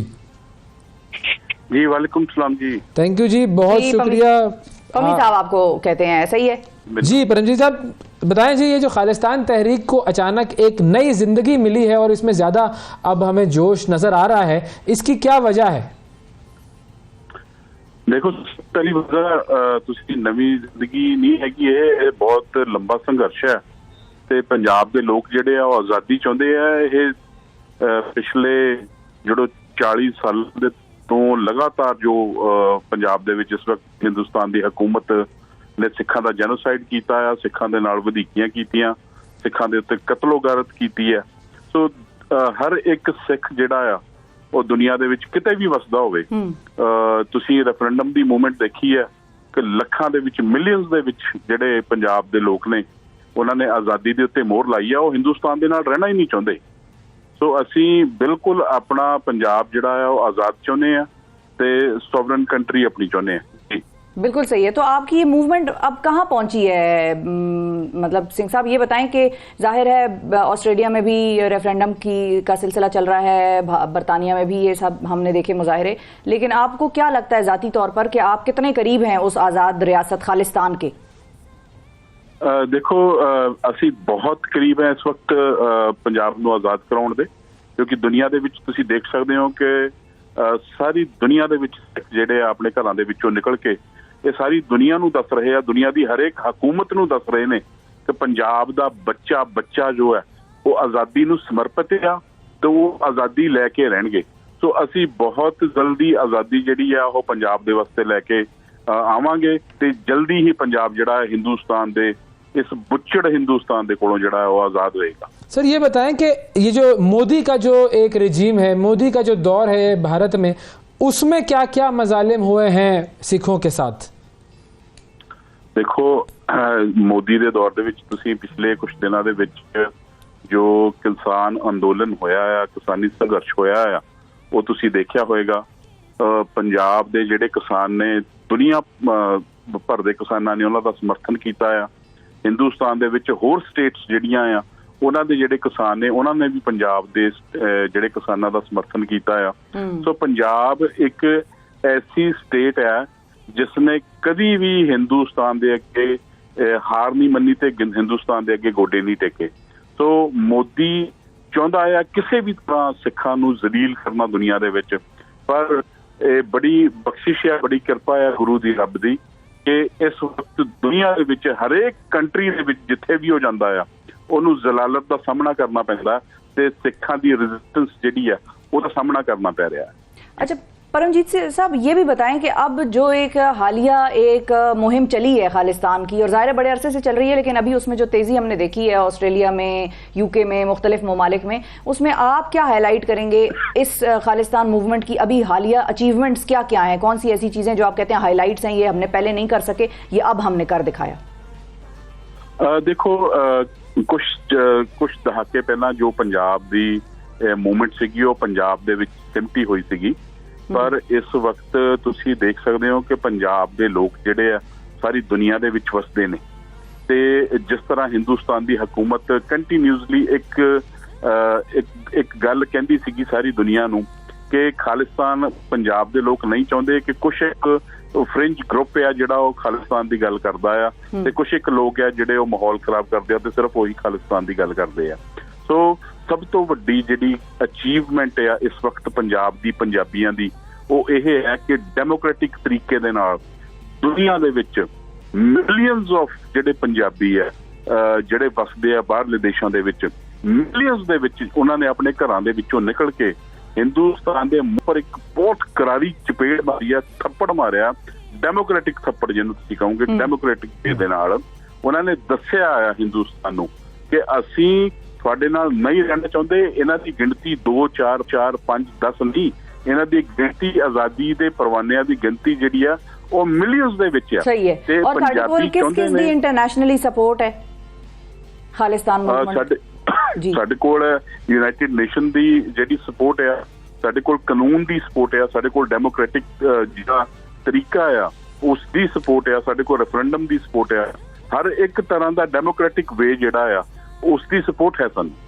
तो अगर ये भारत जो है वो अपने जो उसकी रिवायत है, जो उसकी हरदर्मी है, वो जारी रखता है और इंटरनेशनल दुनिया की नहीं सुनता, जैसे कश्मीर के मामले में उसने नहीं सुना हुआ है अभी तक, इंटरनेशनल दुनिया सब कुछ कहती जा रही है, लेकिन भारत की अपनी ज़िद है, भारत की अपनी यूँ कह लें बदमाशी है, तो वो इस मामले में भी बदमाशी करेगा, तो फिर क्या करेंगे?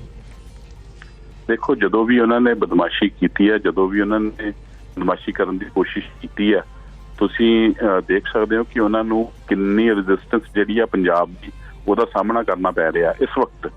हालिया दिनों दे विच तुसीं देखो कि दुनिया दे विच जो जलालत हिंदुस्तान की हो रही है, आस्ट्रेलिया का प्राइम मिनिस्टर जिहड़ा आ वो दिल्ली दे विच आउंदा ते दिल्ली दे विच आके आस्ट्रेलिया का प्राइम मिनिस्टर दिल्ली दे विच इन्हां दी स्टेज दे उत्ते खड़ा होके कह के जांदा कि इस देश दे विच डेमोक्रेसी नहीं हैगी है ਤੇ ਜਿਹੜੇ ਡੈਮੋਕ੍ਰੈਟਿਕ ਤਰੀਕੇ ਦੇ ਨਾਲ ਪੰਜਾਬ ਦੇ ਲੋਕ ਆਜ਼ਾਦੀ ਦੀ ਗੱਲ ਕਰ ਰਹੇ ਨੇ ਅਸੀਂ ਉਹਨਾਂ ਨੂੰ ਨਹੀਂ ਰੋਕ ਸਕਦੇ। ਕਿ ਇਹ ਉਸ ਤੋਂ ਬਾਅਦ ਜਦੋਂ ਆਪਣਾ ਇੰਡੀਆ ਤੋਂ ਵਾਪਸ ਜਾਂਦਾ ਆ ਤੇ ਆਸਟ੍ਰੇਲੀਆ ਦੇ ਵਿੱਚ ਜਾ ਕੇ ਉਹ ਇੱਕ ਐਡਵਾਈਜ਼ਰੀ ਜਾਰੀ ਕਰਦਾ ਹੈ ਕਿ ਇਸ ਦੇਸ਼ ਦੇ ਵਿੱਚ ਜਾਣਾ ਆਸਟ੍ਰੇਲੀਅਨਸ ਜਿਹੜੇ ਸਿਟੀਜ਼ਨਸ ਹੈਗੇ ਆ ਉਹਨਾਂ ਦੇ ਵਾਸਤੇ ਸਹੀ ਨਹੀਂ ਹੈਗਾ, ਕਿਉਂਕਿ ਇਹ ਦੇਸ਼ ਜਿਹੜਾ ਆ ਡੈਮੋਕ੍ਰੈਟਿਕ ਵੈਲਿਊਜ਼ ਨੂੰ ਨਹੀਂ ਪਛਾਣਦਾ ਤੇ ਇਸ ਦੇ ਵਿੱਚ ਜਿਹੜੇ ਆ ਆਸਟ੍ਰੇਲੀਆ ਦੇ ਜਿਹੜੇ ਨਾਗਰਿਕ ਆ ਘੱਟੋ ਘੱਟ ਉਹ ਨਾ ਜਾਣ। ਇਹ ਐਡਵਾਈਜ਼ਰੀ ਜਾਰੀ ਕੀਤੀ ਜਾਂਦੀ ਹੈ ਜਦੋਂ ਕਿਹਾ ਜਾਂਦਾ ਆ ਕਿ ਸਿੱਖਾਂ ਨੂੰ ਰੈਫਰੈਂਡਮ ਤੋਂ ਰੋਕਿਆ ਜਾਵੇ। ਉਹਨਾਂ ਨੇ ਰੋਕਣ ਤੋਂ ਬਿਲਕੁਲ ਕੋਰਾ ਜਵਾਬ ਦਿੱਤਾ, ਪਰ ਹਿੰਦੁਸਤਾਨ ਦੇ ਖਿਲਾਫ ਐਡਵਾਈਜ਼ਰੀ ਜਿਹੜੀ ਹੈ ਉਹ ਉਹਨਾਂ ਨੇ ਆਸਟ੍ਰੇਲੀਆ ਤੋਂ ਜਾਰੀ। बिल्कुल सही है जी, बहुत शुक्रिया अदा करेंगे। परमजीत पामा साहब हमारे साथ मौजूद थे, खालिस्तान मूवमेंट के रहनुमा हैं और बरतानिया से हमें ज्वाइन कर रहे थे और बता रहे थे कि इनकी मूवमेंट अब बहुत करीब है खालिस्तान यानी कि एक अलग रियासत हासिल करने के भारत से। वक्फा लेते हैं, वक्फे के बाद दोबारा हाजिर होंगे। सुबह सवेरे पाकिस्तान, सुबह सवेरे पाकिस्तान, सुबह सवेरे पाकिस्तान।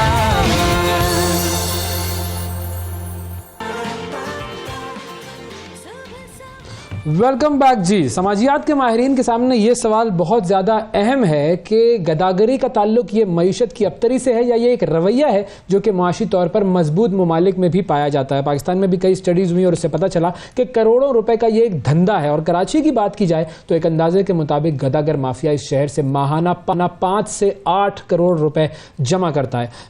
सुबह सवेरे ट्रक में लाद कर बच्चों को, खवातीन को, बूढ़ों को मुख्तलिफ मकामात पर पहुँचाया जाता है। वो भीख मांगते हैं, रात को उन्हें वापस अपने ठिकानों पर पहुंचाया जाता है और रमजान में यह धंधा उरूज पर पहुंच जाता है। गदागरी से आमदनी कई गुना बढ़ जाती है। गदागरों के रूप में फिर जराइम पेशा अफराद भी आ जाते हैं और जराइम की शरह भी बढ़ जाती है। बहुत सारे जो गदागर हैं वो रमज़ान की आमद से कबल पहुंच जाते हैं कराची में। और इस वक्त अगर कराची में हम बात करें तो तकरीबन लाखों की तादाद में गदागर मौजूद हैं जिनका मानना यह है कि ये कराची में रमज़ान का एक सीज़न है और इस सीज़न से फ़ायदा उठाने के लिए वो पहुंचे हुए हैं। इस हवाले से हम बात करेंगे। हमारे नुमाइंदे हमारे साथ मौजूद हैं, फयाज़ यूनुस साहब और शिराज अहमद साहब, ये दोनों कराची में हैं। इनसे बात करते हैं कि मुख्तलिफ इलाकों में गदागरों की सूरत हाल क्या है और कितना हमें जो है वो ज़्यादा तादाद में नज़र आ रहे हैं। हमारे साथ फयाज़ यूनुस साहब और शिराज अहमद साहब है जी। अस्सलाम वालेकुम जी। सबसे पहले हम फयाज साहब की तरफ जाते हैं। फयाज साहब, आप किस इलाके में मौजूद हैं, क्या सूरत हाल है उस इलाके में कराची के गदागरों की तादाद की?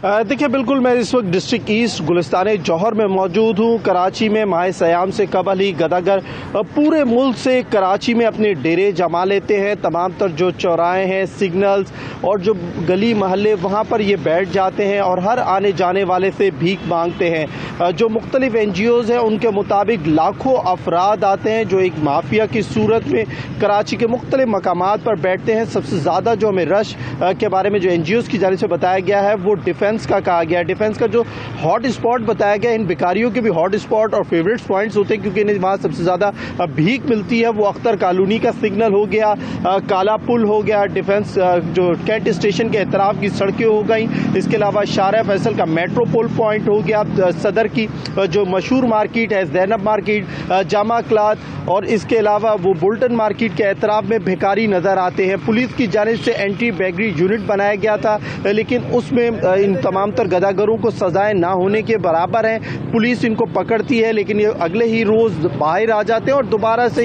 ये भीख मांगते हैं। पुलिस का ये कहना है कि मुनज़्ज़म गैंग है जिसको ऑपरेट किया जाता है और इनको पूरे कराची में इस तरीके से फैलाया जाता है कि अगर कहीं भी कोई भी गाड़ी या कोई भी शख्स अपनी फैमिली के साथ शॉपिंग करने के लिए जाता है तो ये लोग पहुंच जाते हैं। इनके भी मुख्तलिफ ग्रुप हैं, कहीं ये गाड़ियों के शीशे साफ कर रहे होते हैं, कहीं ये कंगियां बेच रहे होते हैं, कहीं कपड़े बेच रहे होते हैं और कहीं ये माजूर अफराद को भी इस्तेमाल करते हैं। और अब तो ये छोटे छोटे बच्चों के साथ मुख्तलिफ सिग्नल्स पर नजर आते हैं और इनके साथ एक बंदा होता है जिसके हाथ में बेलचा या गेंती होती है और वो कहता है कि मुझे सुबह से कोई काम नहीं मिला, आप मेरी मदद करें, मेरे साथ छोटे बच्चे हैं। तो पुलिस हुकाम का ये कहना है कि इनकी वजह से जो मुस्तहिक और सफेद पोश लोग हैं उनका हक मारा जाता है। ये तमाम तर लोग पैसे जमा करते हैं और इन तमाम तर बेशतर जो भिखारी हैं, पेशावर, इनके पास बड़ी अहम बात की, जो मुस्तहिक लोग उनका हक मारा जाता है। सर शिराज अहमद साहब हमारे नुमाइंदे मौजूद हैं कराची से हमारे साथ। जी शिराज, आप बताइए कहाँ पर हैं आप? जी बिल्कुल, इस वक्त मैं मौजूद हूँ कारसाज पर और कराची की तमाम तर अहम शाहराहों पर ये सूरत हाल हमें दिखाई दे रही है कि माह रमज़ान की आमद से कबल ही गदागरों की तादाद जो है उसमें होशरुबा इजाफा हो जाता है और शहर की मुख्तलिफ मार्केटें हों, सिग्नल्स हों, होटल्स और रेस्टोरेंट्स हों या दीगर अहम स्पॉट्स, सभी जगह पर हम देखते हैं कि जो भीख मांगने वाले हैं उनकी बड़ी तादाद जो है वो देखने को नज़र आती है। और माह रमज़ान से कबल हम देखते हैं कि पूरे जो ख़ानदान हैं वो यहाँ पर मौजूद होते हैं जिसमें खवातीन भी होती हैं, मर्द भी होते हैं और बच्चे भी होते हैं और तमाम तर ये लोग भीख मांगने में मसरूफ दिखाई देते हैं। इस हवाले से ये बताएं इंतजामिया क्या कर रही है? انتظامیہ پولیس جو اینٹی بیگری یونٹ ہے وہ کیا کرتا ہے؟ وہ کوئی ایکشن لیتا ہے، کسی کو پکڑتا ہے، کہیں چھاپے چھاپے پڑتے ہیں یا نہیں، کچھ بھی نہیں کر رہے؟ جی بالکل، وقتی طور پر ہم دیکھتے ہیں کہ کچھ مخصوص کارروائیاں ہوتے ہوئے دکھائی دیتی ہیں جہاں پولیس حکام اور جو دیگر محکمے ہیں وہ کارروائیاں عمل میں لاتے ہیں، لیکن ان کی تعداد اتنی زیادہ ہے اور یہ گروہ جو ہے اتنے منظم ہیں کہ کچھ ہی گھنٹوں بعد ہمیں دوبارہ یہ لوگ سڑکوں پر دکھائی دیتے ہیں، کیونکہ رمضان کے اوقات میں ہر شہری کی یہ کوشش ہوتی ہے کہ وہ زیادہ سے زیادہ لوگوں کی مدد کریں، زیادہ سے زیادہ لوگوں کو سپورٹ کریں تاکہ وہ زیادہ سے زیادہ نیکیاں سمیٹ سکیں، اور اسی چیز کا سب سے زیادہ فائدہ جو ہے یہ گروہ اٹھا رہے ہیں، کیونکہ ماہ رمضان کی آمد سے قبل ہی جو ہے وہ بڑی تعداد میں یہ گداگر ہمیں مختلف شاہراہوں پر سڑکوں پر دکھائی دیتے ہیں، جس کی وجہ سے جو مستحق افراد ہیں وہ یہ کہاں سے آتے ہیں، کچھ اس بارے میں بتا سکیں گے آپ ہمیں کہ کس علاقے میں؟ ایک تو آپ نے بتا دیا کہ زیادہ کہاں ہوتے ہیں، لیکن کن شہروں سے یہ گداگر کراچی پہنچتے ہیں؟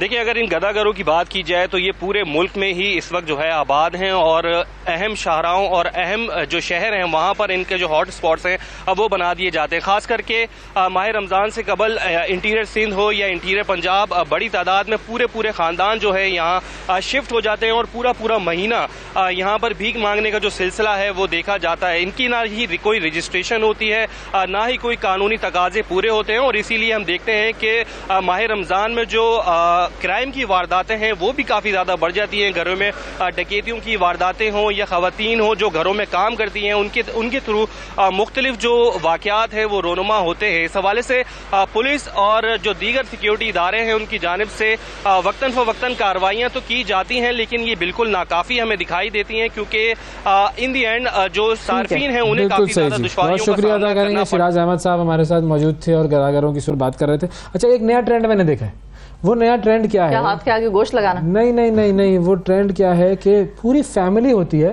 اچھے کپڑے پہنے ہوئے ہوتے ہیں، پینٹ شرٹ پہنی ہوئی، اس کے ساتھ بچے بھی ہیں گود میں اٹھایا ہوا ہے، بچوں نے بھی مناسب کپڑے پہنے ہیں، بیگم بھی ہیں وہ سائڈ پر بیٹھی ہوئی ہیں، اور بائک پر ہوتے ہیں وہ اکثر اوقات، اور ادھر سے آپ سے وہ کہیں سے آئے، پیٹرول ختم ہو گیا، دیکھیں اب پیسے نہیں ہیں۔ اب میں اس بات پر حیران ہوتا ہوں کہ ایسا کیسے ہو سکتا ہے کہ آپ اتنے صحیح آپ موجود ہیں اور آپ لوگوں سے سڑکوں پر بھیک مانگ رہے ہیں کہ جی مجھے پیٹرول کے پیسے دے دو کہ میرا پیٹرول ختم ہو گیا اور میرے پاس 100 روپے بھی نہیں ہے۔ اگر آپ اپنی فیملی کے ساتھ کہیں نکلے ہیں تو یہ ساری چیزیں، بچہ بیمار ہو گیا تھا، آئے ہوئے تھے یہاں پر گھومنے تو اس کو ہسپتال میں ایڈمٹ کرایا، آپ جتنے پیسے لائے تھے وہ سب لگ گئے۔ ہاں، یہ وہ ہوتے ہیں جو دوسرے شہروں سے آتے ہیں۔ اچھا، اور یہ کچھ ایسے ہوتے ہیں جو اسی شہر کے ہوتے ہیں، وہ آپ کو ملتے ہیں اور کہتے ہیں جی اب مجھے جو ہے وہاں جانا ہے، یا میرے پاس پیسے ختم ہو گئے، یا میری نوکری ختم ہو گئی ہے، دیکھیں میری بالکل فیملی بالکل صحیح ہے، ہم بڑے اچھا ایک آدھ انگریزی کا لفظ بھی وہ بولیں گے تاکہ آپ پر اس بات کا ان کا ایک امپریشن پڑ جائے کہ ہاں ہم پڑھے لکھے لوگ ہیں، پیشہ ور نہیں ہیں۔ لیکن اکثر اوقات جب آپ کو اس طرح کی فیملیز ٹکرنا شروع ہو جائیں تو اس کا مطلب ہے کہ یہ ایک نئی اسٹریٹجی ہے، اور اس نئی اسٹریٹجی پر بہت سارے لوگ کام کر رہے ہیں، اور اتنا زیادہ یہ معاملہ پھیل چکا ہے۔ رمضان المبارک میں خدا را کوشش یہ کیجئے کہ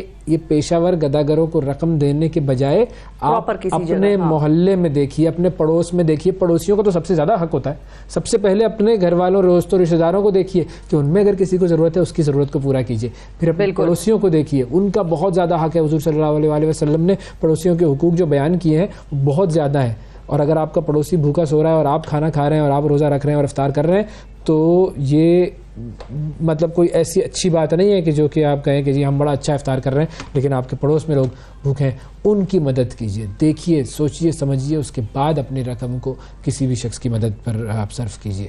اور ان پیشہ ور گداگروں سے ہمیں اپنے معاشرے کو بچانا ہے۔ مطلب آپ سوچ نہیں سکتے کسی جگہ پر کھانا کھانا مشکل ہو جاتا ہے، آپ فیملی کے ساتھ جائیں وہاں پر پہنچے ہوئے ہوتے ہیں، ہر وقت آپ کے پیچھے پڑے رہتے ہیں، یہ پورا ایک مافیا ہے جو کام کر رہا ہے۔ پولیس نہ جانے اس کے حوالے سے کیا کر رہی ہے، ہم ان سے بھی رابطہ کریں گے، اس پر بات کریں گے آگے آنے والے دنوں میں۔ وقفہ لیتے ہیں اس وقت، وقفے کے بعد دوبارہ حاضر ہوں گے، اسٹے وتھ اس۔ صبح سویرے پاکستان، صبح سویرے پاکستان، صبح سویرے پاکستان۔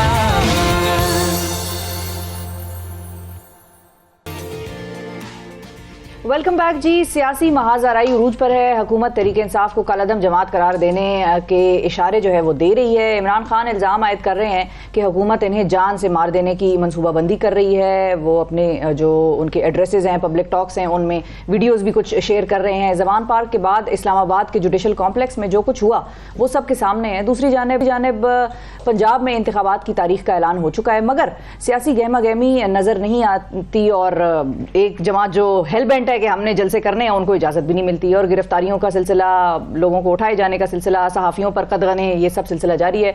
خیبر پختونخوا میں بھی گورنر صاحب جو ہیں وہ ابھی تک انتخابات کی تاریخ کا اعلان نہیں کر رہے. اچھا, اب یہ کبھی سیکیورٹی مسائل کی بات ہوتی ہے تو کبھی پیسوں کی کمی کا ذکر ہوتا ہے, لیکن بات یہ ہو رہی ہے کہ انتخابات ہوں گے یا نہیں ہوں گے. خیر, سابق وزیر خزانہ کے پی کے تیمور سلیم جگڑا صاحب, انہوں نے گزشتہ روز ایک پریس کانفرنس کی اور انہوں نے بتایا کہ 2008 اور 2013 کے درمیان ہر سال دہشت گردی کے کم از کم 800 سے زیادہ اور زیادہ سے زیادہ 1500 واقعات ہوئے. اس کے باوجود انتخابات کرائے گئے, تو اب انتخابات کیوں نہیں ہو رہے ہیں؟ ان تمام معاملات پر ہم بات کریں گے. تیمور جگڑا صاحب موجود ہیں. السلام علیکم سر. السلام علیکم جی.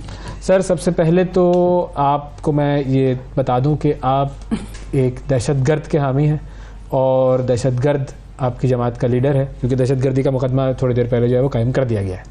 نہیں, صرف وہ نہیں, مریم نے تو کہا ہے کہ سارے پشتون دہشت گرد ہوتے ہیں. بڑی خوفناک بات ہے, لیکن اگر اس ڈیفینیشن پہ جائیں تو پھر تو آپ کے ساتھ 2 دہشت گرد بیٹھے ہیں. بالکل, ہم تو میں پھر چلا جاؤں یہاں سے, پھر آپ لوگ ہی بات کر لیں. اویس کو اڑانے کا معاملہ بس ادھر, لیکن مذاق کے علاوہ میرے خیال میں یہ بڑی کنڈیمنیبل بات ہے, کیونکہ جو پولیٹیکل ٹیمپریچر ہے وہ ویسے ہی عروج پہ ہے, اور ایسے ٹائم پہ ایتھنک کارڈ کھیلنا, قومیت کا کارڈ کھیلنا, اور پتہ ہے چاہے وہ انجانے میں بھی ہو, لیکن وہ آپ کو پھر آپ کی سب کانشیس بائس دکھاتا ہے, کیونکہ اگر جان بوجھ کے کیا گیا ہے تو پھر تو بہت ہی زیادہ خطرناک چیز ہے.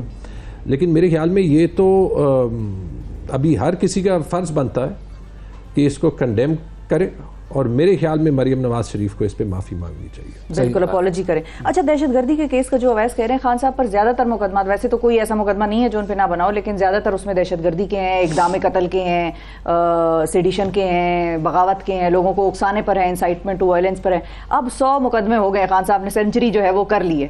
یہ کہاں جاتے آپ یہ معاملہ دیکھ رہے ہیں؟ اور یہ تو مقدمے پہ مقدمے چل رہے ہیں, حالانکہ دونوں سائڈ سے یہ بات ہوئی ہوئی ہے کہ بیٹھ کر بات کریں. خان صاحب نے بھی کہا I'm willing to talk, Shahbaz شریف صاحب نے بھی کہا talks is the most easiest way to مطلب get out of this caves.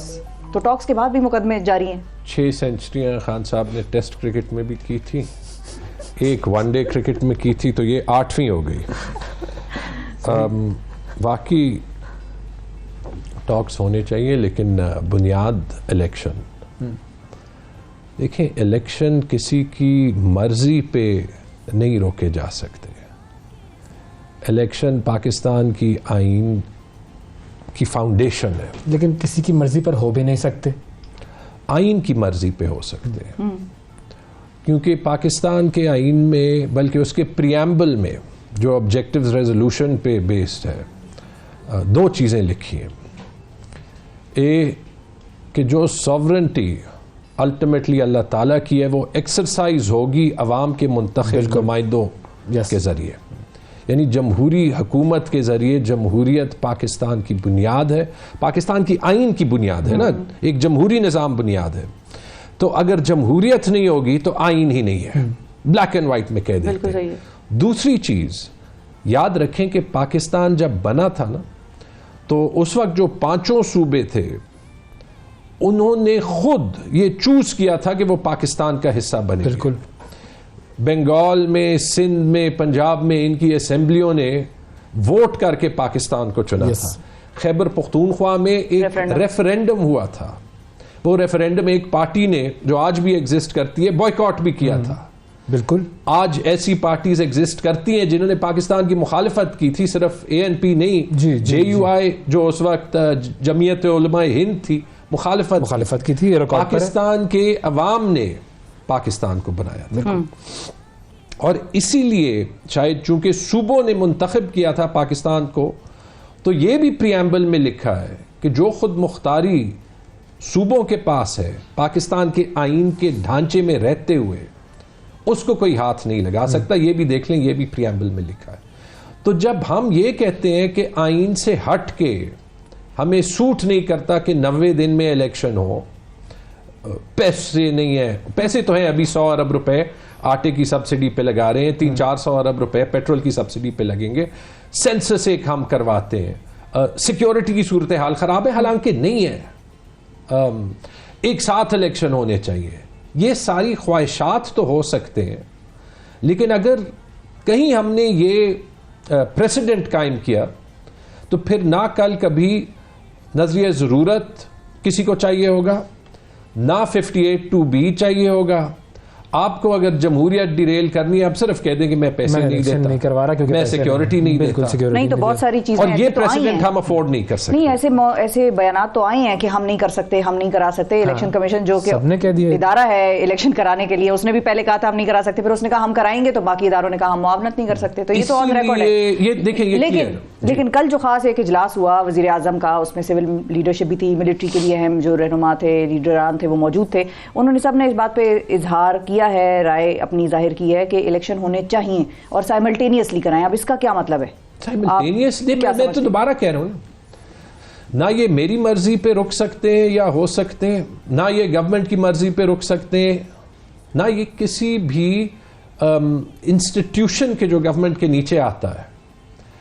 ہم نے 75 سال اگر غلطی کی ہے وہ یہی کی ہے کہ ہم نے آئین کو تبھی سپریم مانا ہے جب وہ ہمیں سوٹ کرتا ہے. بالکل. ووٹ کو ہم تبھی عزت دینا چاہتے ہیں جب ووٹ کو عزت دینا ہمیں سوٹ کرتا ہے.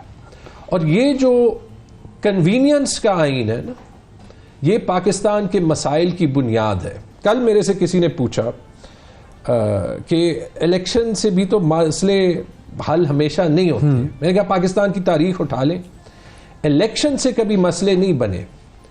الیکشن کے ڈیسیجنز کو نہ ریسپیکٹ کرنے سے پھر مسئلے بنے, یا الیکشنز ڈیلے کرنے سے بڑے سنگین مسئلے بنے.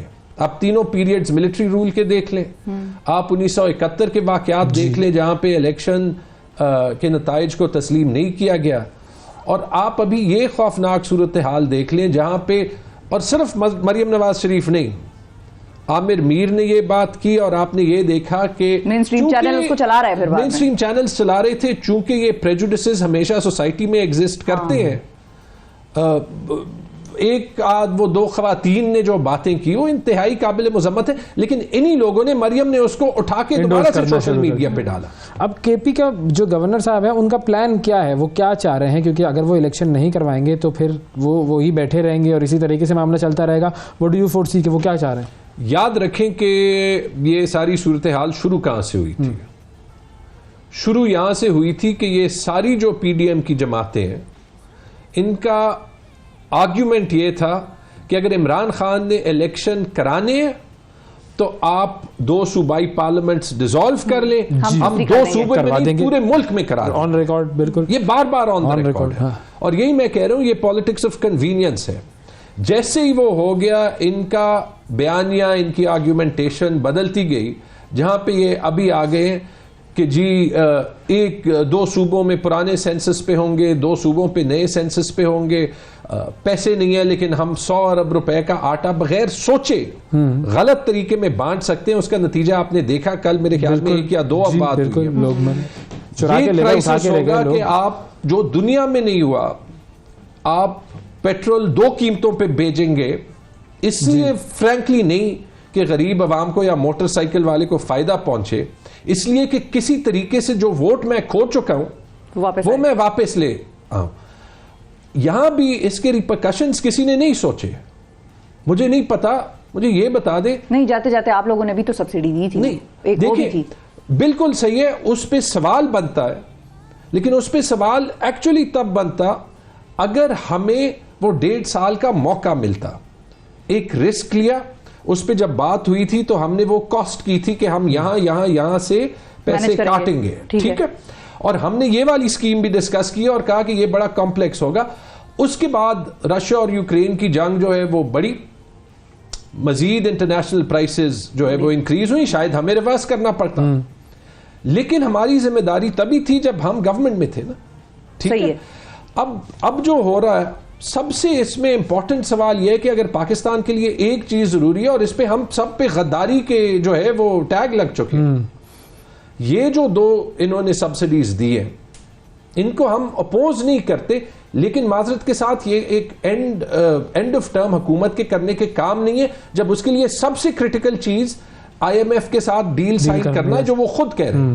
ایک طرف اسحاق ڈار کہتا ہے کہ آئی ایم ایف جو ہے وہ نیوکلیئر ویپنز ہمیں روکنے کی کوشش کر رہا ہے، جب وہاں سے تردید آ جاتی ہے تو اس کے بعد اس کو خیال آتا ہے کہ نہیں میں نے تو یہ نہیں کہا تھا. 3 دن ہیرو بننے کے لیے تیار ہوتا ہے، اور یہ ان کی ایک زبردست عادت ہے. احسن اقبال کو اپنی گھڑیوں کی قیمت تب تک نہیں یاد ہوتی جب تک وہ توشہ خانہ کا ریکارڈ نہیں آتا. آپ کو ملا ویسے کون سا گفٹ ملا توشہ خانے میں؟ نہیں مجھے کوئی گفٹ جو نہیں ملا. اب چھوٹے سے وہ رہتے، یہ صرف وہ بھی نہیں، وہاں سے پیناما سے شروع ہو جائیں وہ بھی. اچھا لیکن چھوٹے صوبے کی آپ نے بات کی، اس چھوٹے صوبے کے حوالے سے آپ بڑی ٹویٹس کر رہے ہیں انٹرم اور کیئر ٹیکر سیٹ اپ کے حوالے سے. What is the problem? مطلب 1-2 لوگ تو ٹھیک ہے کہ وہ کسی سائڈ کے لگتے ہیں، بائسڈ ہیں، یا وہ ان کی کوئی رشتہ داری ہیں دوسری جماعتوں میں، لیکن اس کے علاوہ ساری کیبنٹ یا سارا کیئر ٹیکر سیٹ اپ تو نہیں پرابلمٹک نا؟ نہیں، ایک کا آپ ریکارڈ دیکھ لیں. چیف منسٹر کنسنٹ سے بنا تھا، لیکن ایک چیز جو چیف منسٹر کو دکھانا ہے وہ اپنی نیوٹرالٹی اور اپنا پروفیشنلزم، جس وجہ سے وہ جو ہے وہ اس سیٹ کے لیے منتخب کیے گئے. یہ حکومت گورنر یا اکرم درانی صاحب نہیں چلا سکتے، جو کہ ایک عام بات ہے، اور ان کے اوپن بیانات ہیں. چیف منسٹر کے سمدھی ایک منسٹر ہیں، ٹھیک ہے، ان کی بیچ میں یہ چوائس تھی. 7 لوگ JUI کے ہیں، اور انہوں نے جو چنے ہیں وہی چنے جن کو ایٹ لیسٹ جو پریس میں، پشاور کی پریس میں آتا ہے، پرو PDM پریس میں آتا ہے کہ سارے جو ہے وہ JUI کے ATMs ہیں. JUI کے ایکس MPA رحمت سلام خٹک صاحب، جو کہ JUI کے زونل چیف ہیں ساؤتھ میں، ابھی جو ہے جو آئے ہیں صاحب ہمارے پشاور چیمبرز سے، ان کی میرے کزن کے ساتھ ہفتے پہلے کی ویڈیو ہے سمر بلور صاحبہ کے ساتھ کہ جی میں تو اگلے الیکشن میں ANP کو سپورٹ کروں گا. پیپلز پارٹی کے نوشہرہ سے جو 2018 کے کینڈیڈیٹ تھے، یہ جو ان کے انفارمیشن منسٹر ہے فیروز جمال شاہ کاکا کھیل، میرے خیال میں 9,739 ووٹ لیے تھے انہوں نے، اور عمران خٹک صاحب نے کوئی 90,000 ووٹ لیے تھے. وہ ہیں جو پرویز خٹک صاحب کے اپوننٹ ہیں، وہ ہیں پیپلز پارٹی کے جو صوبے کے چیف ہیں نجم الدین خان صاحب، ان کے بیٹے ہیں یا کزن ہیں. ایک کا سوات میں امیر مقام صاحب کے ایک ناظم ہیں، وہ ہیں. ایک کا جو آپ ریکارڈ تو آپ لوگوں کی تھوڑی سی بھی نہیں چلی کوئی اپنا بھی؟ اب ہمیں اپنا چاہیے نہیں تھا، ہمیں نیوٹرل بندے چاہیے. اور اس سے ایک اور خوفناک چیز ثابت ہوتی ہے، یہ جو ایک چل رہی تھی نا کہ ٹیکنوکریٹ گورنمنٹس یا کیئر ٹیکر گورنمنٹس پاکستان کے پرابلمز کا حل ہے. یہ دیکھ لیں، اگر یہ حل ہے ٹیکنوکریٹس کا تو پھر دیکھیں ایکچولی میں اگر فی الحال لڑ رہا ہوں جمہوریت کے لیے صرف اس لیے نہیں کہ میں عمران خان کی پارٹی سے ہوں، یہ میرا ملک ہے، آپ کا ملک ہے. ہمیں اتنی تو آواز اٹھانے کا حق ہونا چاہیے نا کہ ہمیں اپنے ملک میں کون سا نظام چاہیے. سر اٹھانے کا حق ہے بالکل، تو جب ہے آواز نہیں انسان. اب لگ تو ایسے رہا ہے نا، لیکن ایک چیز سمجھ جانی چاہیے. ابھی میں نے ٹویٹ کیا اور یہی جو کل رات کی میٹنگ ہوئی ہے، کیونکہ تاریخ کا ایک اسٹوڈنٹ ہوں، 71 کے حالات دیکھیں، 77 کے حالات دیکھیں، 2007 میں یہ تو ہم سب کو یاد ہے نا، جب 2007 میں مشرف نے افتخار چودھری کو بالوں سے پکڑا اور اس کو سسپینڈ کیا، تو اس وقت بہت سے لوگ کہتے تھے کہ یہ اس کا یونیفارم جو ہے، کیونکہ وہ یونیفارم پریزیڈنٹ تھے، جو ہے وہ اس میں بڑی طاقت ہے. لیکن وہ جو ہے وہ مشرف کے زوال کا ابتدا تھی. بالکل ٹھیک ہے. تو جب ایک سسٹم گر رہا ہوتا ہے، جس وقت وہ گر رہا ہوتا ہے، وہ شاید جب آپ اس سسٹم کا حصہ ہوتے ہیں آپ کو نظر نہیں آتا بعد میں. لیکن جیسے وہ انگریزی میں سینگ ہے، چرچل نے بھی کہی تھی لیکن اس سے پہلے بھی کہی گئی تھی کہ those who don't learn from the past are condemned to repeat it. آپ تاریخ سے سبق نہ سیکھیں تو وہ تاریخ دوبارہ دہرائی جائے گی، اور پاکستان کی تاریخ میں ایسے بہت غلطیاں ہیں بالکل جو ہم نہیں دہرانا چاہتے. اور اسی لیے یہ جو پیٹیشن ہے، کنٹیمپٹ پیٹیشن، یہ کرنا ضروری ہے، کیونکہ فی الحال پاکستان کی آئین، پاکستان کی جمہوریت ہمارے کورٹس کے ہاتھ میں. بہت شکریہ ادا کریں گے تیمور جگڑا صاحب ہمارے ساتھ موجود تھے. ناظرین وقفہ لیتے ہیں، وقفے کے بعد دوبارہ حاضر ہوں گے. सुबह सवेरे पाकिस्तान, सुबह सवेरे पाकिस्तान, सुबह सवेरे पाकिस्तान। वेलकम बैक जी। सुबह सवेरे पाकिस्तान में एक मरतबा फिर खुशामदीद। रमज़ान का आगाज़ होने वाला है और इस हवाले से हम बात करेंगे आज के जो डायबिटीज़ के पेशेंट्स हैं उन्हें रमज़ान में अपना शेड्यूल क्या रखना चाहिए, खाने पीने में क्या एहतियात करनी चाहिए, और इस हवाले से हमारे साथ मौजूद है माहिर ग़िज़ाइयत जनाब डॉक्टर वसीमुल्लाह शाहीन साहब। अस्सलाम वालेकुम। वालेकुम अस्सलाम। डॉक्टर साहब बहुत शुक्रिया प्रोग्राम के लिए वक्त निकाला आपने। डायबिटीज़ एक ऐसा मर्ज़ है जो कि हमारे माशरे में फैला हुआ है, बहुत सारे लोगों को पता भी नहीं है कि उन्हें डायबिटीज़ है। खाने पीने में उनको रमज़ान के दौरान क्या एहतियात करनी चाहिए? देखिए, सबसे पहले तो ये जो है ग़िज़ाई बीमारी है तो इसका सिर्फ़ और सिर्फ ग़िज़ाई इलाज होना चाहिए। लोगों को ये कॉन्सेप्ट बन गया है कि वो जो है अद्वियात भी लेते हैं और उसके साथ परहेज़ बिल्कुल नहीं करते। तो वो ये समझ रहे होते हैं कि जैसे खाली गोलियां खाने से, इंसुलिन लगाने से मसला ठीक हो गया, तो ऐसा बिल्कुल भी नहीं है। डाइटरी डिजीज़ की ट्रीटमेंट डाइट ही होनी चाहिए। उसमें अमेरिका में बड़े बड़े डॉक्टर्स हैं, कार्डियोलॉजिस्ट हैं, नेफ्रोलॉजिस्ट हैं, जो अपने पेशेंट्स को अब इंटरमिटेंट फास्टिंग के ज़रिए, यानी कि वाटर फास्टिंग के ज़रिए, लो कार्ब डाइट के ज़रिए, एक्सरसाइज के ज़रिए, यानी कि लाइफस्टाइल मॉडिफिकेशन के ज़रिए उनकी जो ये डायबिटीज़ है उसको ट्रीट कर रहे हैं, प्रॉपर तरीके से मैनेज कर रहे हैं। उससे होता ये है कि अद्वियात की रिक्वायरमेंट भी कम से कम रह जाती हैं। लोगों में अवेयरनेस नहीं है। रमज़ान का महीना है, अल्लाह ताला ने एक महीना ऐसा रखा था कि जिसमें हम ज़रा खाने से दूर रहें, हमने उसको भी खाने पीने का महीना ही बना दिया। ओवर ईटिंग कर रहे होते हैं और जैसी ही अफ्तारी होती है तो शरबतों का बेदरेग इस्तेमाल, इसी तरह से समोसे, पकोड़े, ये सारी चीज़ें ना। तो डूज़ एंड डोंट्स क्या हैं डायबिटीज़ पेशेंट्स के? देखें, कार्बोहाइड्रेट्स को आप लोग खुद सर्च कर लें, रोटी, चावल, फ्रूट्स, इनकी जो इनटेक है ना उसको हमने कम से कम रखना है। हम कबाब खा सकते हैं अच्छे फैट में कुक हुआ हुआ, हम इसी तरह से सैलड्स ले सकते हैं, हम इसी तरह से दही खा सकते हैं, इसी तरह से दही में अगर हम थोड़े से बादाम भिगो लें तो वो हम ले सकते हैं। मेरे यूट्यूब चैनल पे बहुत सारी लो कार्ब्स जो है रेसिपीज़ मौजूद हैं। हाई प्रोटीन स्मूदीज़ बना सकते हैं हम। थोड़ा सा अगर हम समझ जाए ना कि हम डाइट को किस तरह से हमने मॉडिफाई करना है तो इतना मुश्किल है नहीं। लोगों ने बस जो है ना ये डायबिटीज़ वालों का एक ये प्रॉब्लम भी होता है कि वो ये कहते हैं कि रोज़े में शुगर लेवल जो है वो डाउन हो जाते हैं, तो फिर इसलिए खाना ज़रूरी है। इसलिए क्योंकि उनके खून में इंसुलिन लेवल बहुत ज़्यादा होते हैं। अगर हम रमज़ान से पहले, मैं पहले भी अपनी वीडियोज़ में यही बात करता रहा हूँ कि हम इंटरमिटेंट फास्टिंग करें और खाने से थोड़ा दूर रहना शुरू करें, थोड़े से ये जो 2 मील्स के बीच में गैप है इसको हम प्रोलॉन्ग करें, तो हम बड़ी आसानी के साथ प्रॉपर जो रमज़ान के रोज़े हैं वो रख सकते हैं। प्रॉब्लम यह है कि हमारा इंटरनल जो मेटाबॉलिज्म है वो सारा का सारा ख़राब हो चुका है। रसूलुल्लाह सल्लल्लाहु अलैहि वसल्लम की हदीस है कि इंसान ने पेट से बदतरीन किसी बर्तन को नहीं भरा, हालांकि उसकी कमर सीधी रखने को चंद लुक़मे काफ़ी हैं।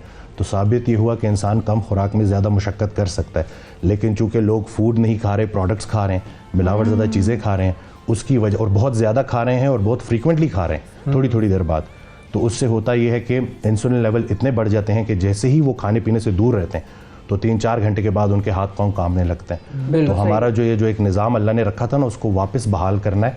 रमज़ान बेहतरीन करने का बेहतरीन मौका जो है वो रमज़ान है। बहुत शुक्रिया अदा करेंगे डॉक्टर साहब, आपने वक्त दिया और अहम हदीस आपने बयान की। चंद लुक़मे काफ़ी हैं, हमने बस वो पेट की हवस जो है उससे परहेज़ करना है। नाज़रीन, आज के प्रोग्राम में इतना ही। आपसे अगले प्रोग्राम में फिर मुलाकात करेंगे, उस वक्त तक के लिए इजाज़त दीजिए। सुबह सवेरे पाकिस्तान, सुबह सवेरे पाकिस्तान, सुबह सवेरे